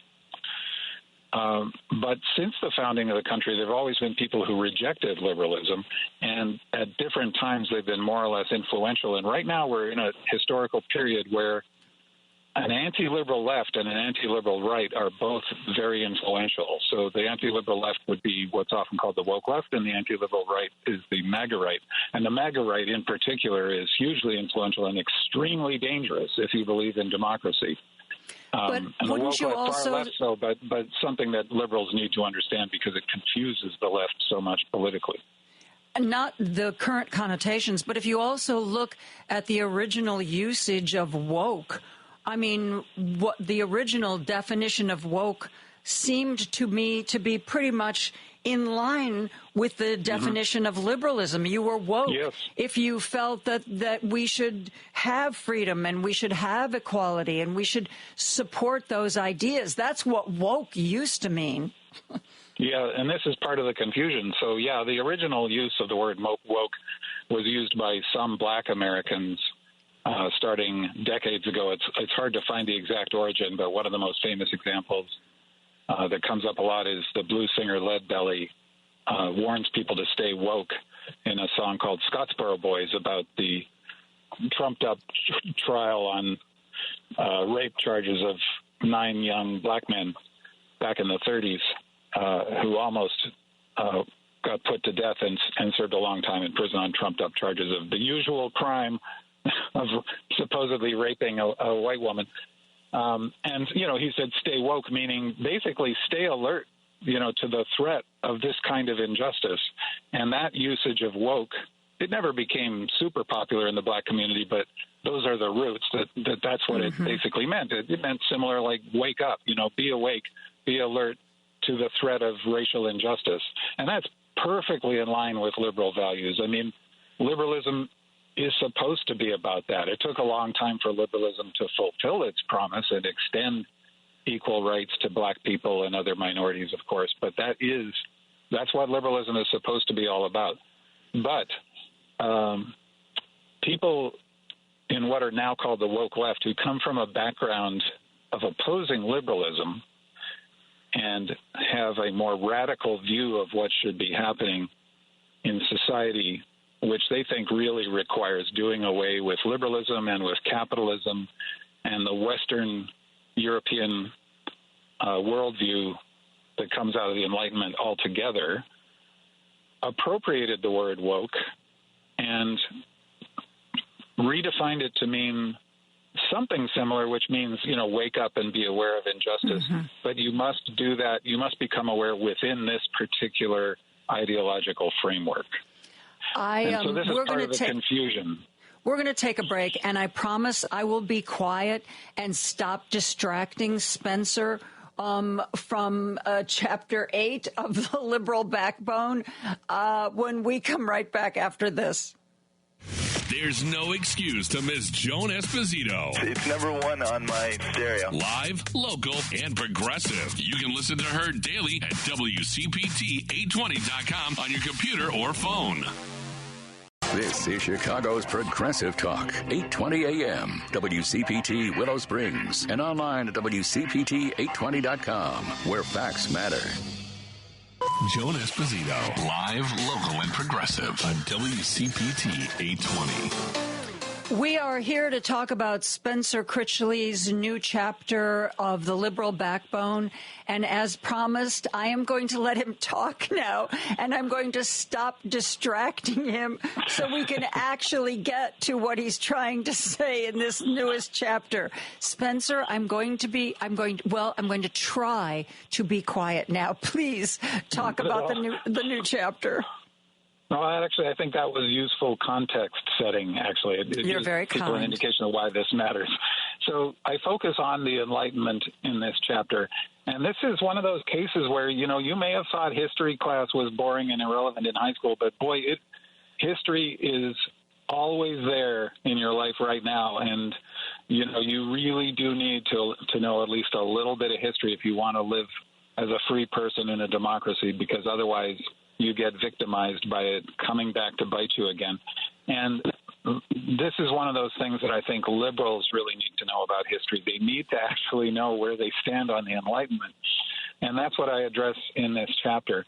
And for those who are a little hazy on what the Enlightenment was, it was this period from the late 17th through early 19th centuries when there was this tremendous excitement, especially across Europe, but also in the colonies, especially in the United States, about the potential of science. And it's hard for us to imagine now, but the discoveries that were made at this ever-increasing rate were incredible. They were literally world-changing because they changed the way people thought about the entire universe. Throughout previous history, people had assumed that the secrets of how the universe works were known only to God or the gods, whichever god they believed in. And that was certainly true in Europe. And when you had people like Copernicus and Galileo, and then especially Isaac Newton making these discoveries, like the Earth is not at the center of the universe, although it certainly looks like it is, but it is not. And then Newton coming up with the laws of planetary motion, actually explaining how the planets work, essentially, and, laws that govern the behavior of light.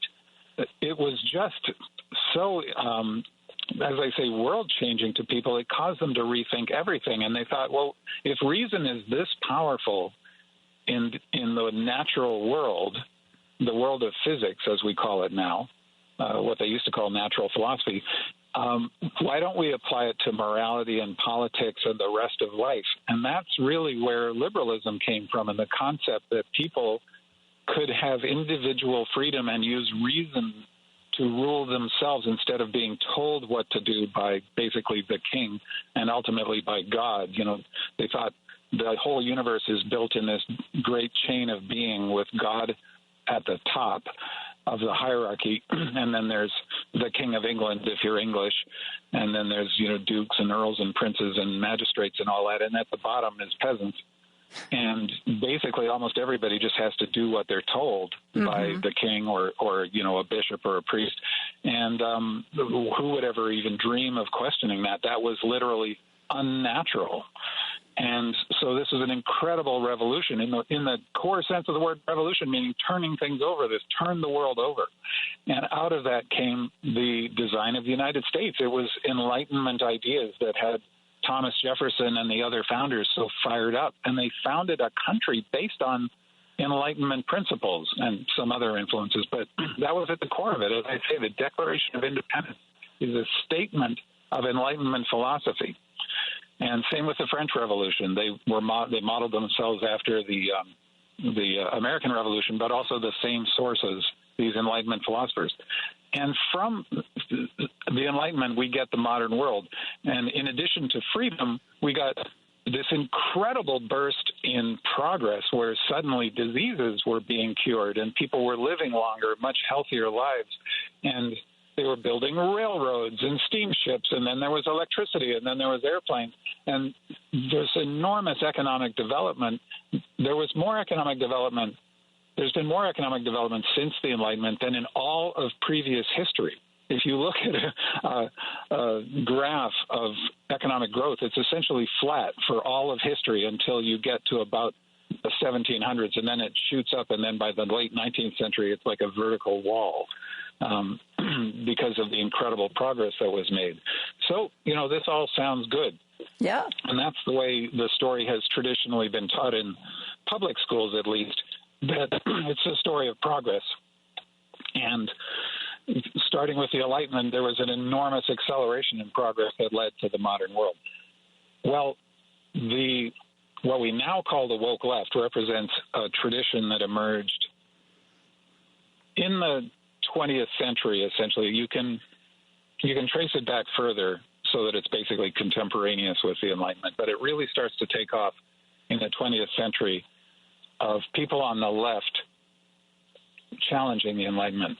People on the right did it almost immediately, but today we're focusing on the left. And in particular, in pre-war Germany, there was a group called the Frankfurt School who were the original critical theorists. And they were Marxists who were realizing there were some flaws in Marxist ideology, principally because the global revolution that Marx predicted had not come. And they were wondering why capitalism hadn't collapsed. Marx had confidently predicted it was about to in the middle of the 19th century, and it still hadn't happened in the 1920s and 30s. And so there were a lot of Marxists trying to figure out what had gone wrong with Marx's predictions. And they concluded that Marx had not appreciated the effect of culture and media to create a world of illusions that made capitalism and the oppression they thought was inherent in capitalism seem like normal reality. So excuse me, I'm going to cough. All the advertising people were subjected to, all the Hollywood movies, the pop songs, the catalogs offering things to buy, the new department stores, all of that was constantly reinforcing the message that this is normal reality to live in a capitalist society, which again they felt was inherently oppressive. And to think in terms of pure rationality focused on the production of commodities for profit, essentially. So everything that made life beautiful or humane or compassionate or cooperative or rewarding was being stripped away by this overly scientific way of thinking that was taking over people's minds and getting them focused on living as if they were just cogs in a machine to support the giant capitalist enterprise. And when capitalist societies empowered by Enlightenment reason and all the power that comes with it, the scientific and technical power that comes with it, and when they encountered other societies, like when they explored and colonized Africa and South America and Central America and North America and the whole colonial enterprise, they replaced all the local cultures with their Western European capitalist culture, and they erased all the humanity from those cultures and turned all of these people into cogs in the giant machine. So this is sort of the core of the critical theorist argument against the Enlightenment. It's a canonical text is called Dialectic of Enlightenment, written by Max Horkheimer and Theodor Adorno, two of the original critical theorists. And people today will have heard this term critical theory. They'll have heard about critical race theory, maybe. That's the most famous version. Critical gender theory. There's a whole bunch of varieties of critical theory. And it's evolved since the 20s and 30s and 40s when Horkheimer and Adorno and the others were developing it. And it's taken on other influences from postmodern philosophy and post-colonial philosophy. And I won't get into all the complexities of that. But where you end up is everything we think is normal, according to this perspective, in post-Enlightenment society, where reason should be what decides how we determine what's true or not, and what's just or not, and how we should run the government and our society, and free markets are good, and individual liberty, where we focus first of all on our own freedom, is good. All of these assumptions need to be challenged because they all really just serve the goal of running this society that commoditizes everything and turns us all just into cogs in a machine, and essentially ultimately only serves the interests of whoever's in power. And oppression itself is built into this social structure. Oppression is inherently structural, and it's built into the structure of the society we live in, and so we'll never get rid of it unless ultimately we replace this form of society with another one. Now, that's a lot. And in the book, we go into why they think this. And in Chapter 8, which is called Defending Enlightenment, which is the latest chapter that actually just went up this morning, I look at, I present what I think is the persuasive case for the anti-Enlightenment position. And so what's the liberal response to that? And there is one. And that's what we get to in the chapter. And I will pause there because I realize I just said a whole lot. For most of that, I sat here with my hand over my mouth so that I wouldn't interrupt. Okay. We are going to, I will join the conversation. Spencer Critchley and I are going to take a quick break. WCPT Book Club, go to dastardlycleverness.com. We'll be back with more after this. Alexa, play WCPT. WCPT from TuneIn. Joan Esposito, live, local, and progressive on WCPT 820. I'm chatting with Spencer Critchley. The newest chapter in his book, The Liberal Backbone, is up for your reading pleasure at dastardlycleverness.com. Okay, focus, Joan. Okay. I'm not. What you said was great. I know you spoke at length, but I thought that what you said was beautiful and very clearly explained. At the end of chapter 8, you make reference to someone you and I have discussed before, and that is Ibram X. Kendi. And you talk about the fact that the inhuman exploitation, especially when it came to slavery, was a dehumanizing worldview built on Enlightenment reason. So, of course, why wouldn't we reject Enlightenment reason if it gave us these justifications? Talk a little bit about that part, Spencer. Yeah. So Kendi, in his book, How to Be an Anti-Racist, which, became a bestseller and has been very influential, makes the argument, which is common to this perspective. It's the perspective of theory, the sort of short version of postmodern critical theory that's very dominant on the woke left these days.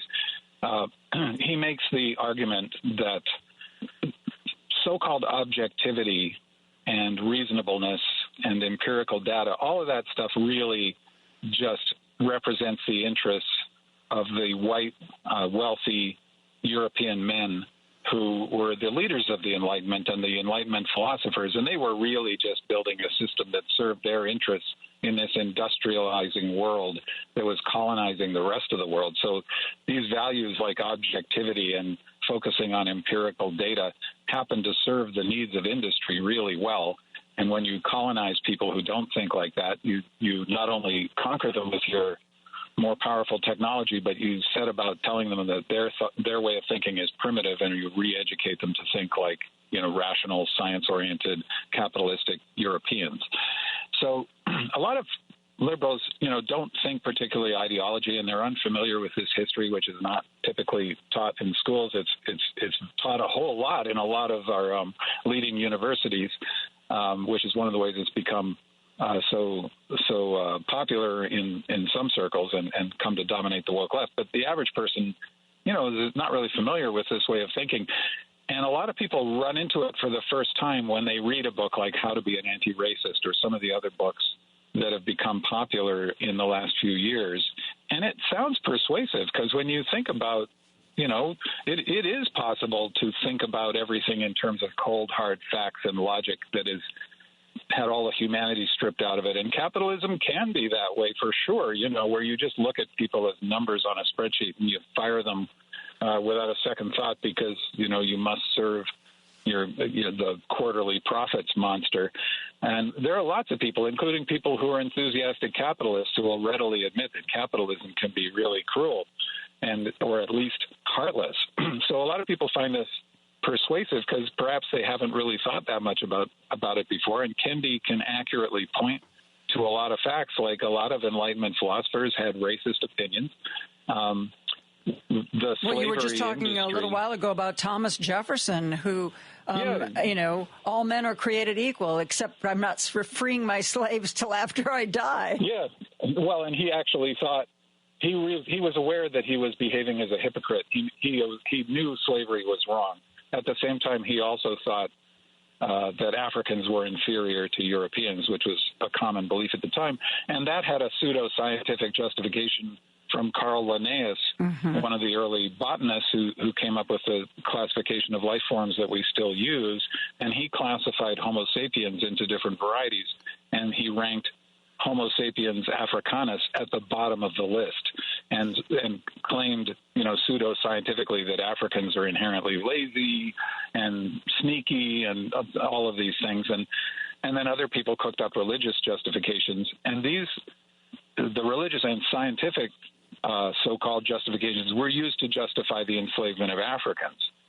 Because at the time, Europeans were becoming more and more uncomfortable with the idea of slavery, and this pseudoscience allowed them to redefine Africans as less than human, and that sort of solved, that moral problem for them. And then, scientific innovations like the cotton gin, for example, made it possible to process much more cotton, but then that created a demand to produce more cotton from the fields, and they needed humans to do that part, so they would drive the African slaves harder and harder and harder, and use torture to force them to become ever more productive. And this was systematized. It wasn't just some of the plantation owners were mean and some of them were not. This was the way the system worked, and it was being driven by this heartless, mechanistic way of thinking. So the more you learn about this, the more you think, my God, people like Kendi are right. I mean, the problem is this whole system is just founded on this, and it's designed to oppress people in the service of exploitation and profit. Well, so in this chapter, I address the question is, so is that actually true? And if it is true, surely we should abandon the Enlightenment. That means abandoning liberalism, and we should all sign up with the woke left and try to overturn this whole system. Well, the thing is, when you actually learn more about the Enlightenment, you learn that a lot of these arguments against colonialism, against slavery, against racism come to us from the Enlightenment. And many of the same people who were certainly not perfect in some cases, they did say some racist stuff, or they had some racist and Eurocentric assumptions, which were typical of the time they lived in. But a lot of these people were radical voices for freedom and equality. So one of the most important Enlightenment documents is the Encyclopedia created in France by Denis Diderot and others back then. And in this chapter, I quote from the entry in the encyclopedia about slavery. And this is a very important document because the encyclopedia was created to give ordinary people the knowledge they would need to be free in newly free societies, which back then, a radical idea. And the entry on slavery could have been written today.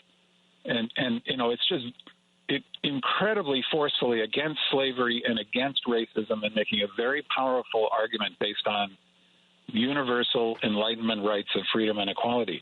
And similarly, there's a quotation from Candide, a novel by another very influential Enlightenment philosopher, Voltaire, which again could have been written today. It's incredibly compassionate about the horrible cruelty of slavery and how wrong it is.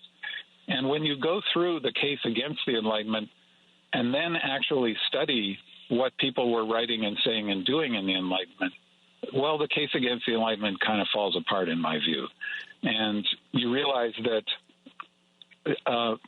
the argument I make is the source of the incredible cruelty of slavery and the other horrors that have happened since, like World War I and, poison gas and the death camps and the Soviet Gulag and all the other awful things we can point to. The source of that, in my view, and I back it up, I think, is not Enlightenment reason. Enlightenment reason was used as a tool, but people will use any tool and any justification to oppress each other and exploit each other. And the history of slavery goes back thousands of years before the Enlightenment. And in fact, slavery has been found going back through history to the beginning, not just in Europe, but across Asia, Africa, and the Americas, going back as far as we can measure. And so has human sacrifice and all kinds of other horrible practices. So, I think that to think that it's the fault of Enlightenment reason is to actually shift the responsibility. The fault is, as Shakespeare would say in Julius Caesar, the fault is not in the stars, it's in ourselves. And in this case, I'd say the fault is not in Enlightenment reason, it's in ourselves, it's in human nature. If you don't mind, I'd like to, either you can or I loved that quote, the Diderot quote.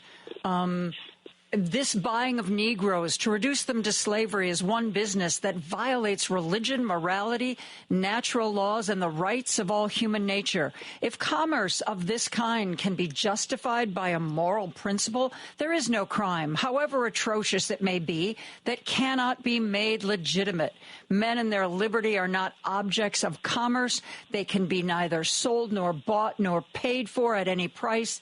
There is not, therefore, a single one of these unfortunate people regarded only as slaves who does not have the right to be declared free. This Negro does not divest himself and can never divest himself of his natural right. He carries it everywhere with him, and he can demand everywhere that he be allowed to enjoy it.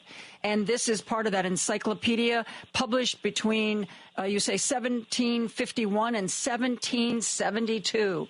I mean, those words resonate today so strongly. Don't they? And there's a lot of that, the Enlightenment philosophers. And when you think about what was prevalent at the time, the kind of ignorance and biases that were common throughout basically all of previous human history, to assume that people who were not from around here were barbarians is, again, something that you see across the world in indigenous tribes and all kinds of societies on every continent. I mean, our word barbarian comes from Greek, and it's because the ancient Greeks, when they heard people speaking languages other than Greek, to them it sounded like bar, so they called them barbarians. And, this is just a common assumption of human beings that, people like me are truly civilized and we're the actual human beings. And typically you'll see in, cultural anthropology that the word for people in my tribe is human being, and the people from other tribes is dog or heathen or savage or whatever. So, the Enlightenment represented a break with that long history, and that too was part of the incredible revolutionary power of it for people to start to think, wait a minute, what if it's not true that people who don't belong to my religion are going to burn in hell for all time? What if it's not true that people who live on the other side of the world are just hopeless savages and no better than animals? And those were the ideas that, among the many exciting new ideas that come to us from the Enlightenment. And in the chapter, I also go into other ways in which I feel the woke left misunderstands what Enlightenment reason is and blames on Enlightenment reason characteristics that are, I think, more properly just located in human nature. Spencer, we have run out of time. It has been a delightful hour. I promise not to interrupt quite so much next time. Oh, no, I really don't be so hard on yourself. I think it's been great. Well, thank you. Spencer Critchley, you can read the next chapter when it's posted at dastardlycleverness.com. That is going to do it for me. Driving It Home with Patty Vasquez is next. Richard Chu will be here tomorrow at 6 a.m. And remember, if you haven't registered to join us May 3rd at Max and Benny's for breakfast, please do. I'll see you tomorrow at 2 o'clock. Have a great evening and good night.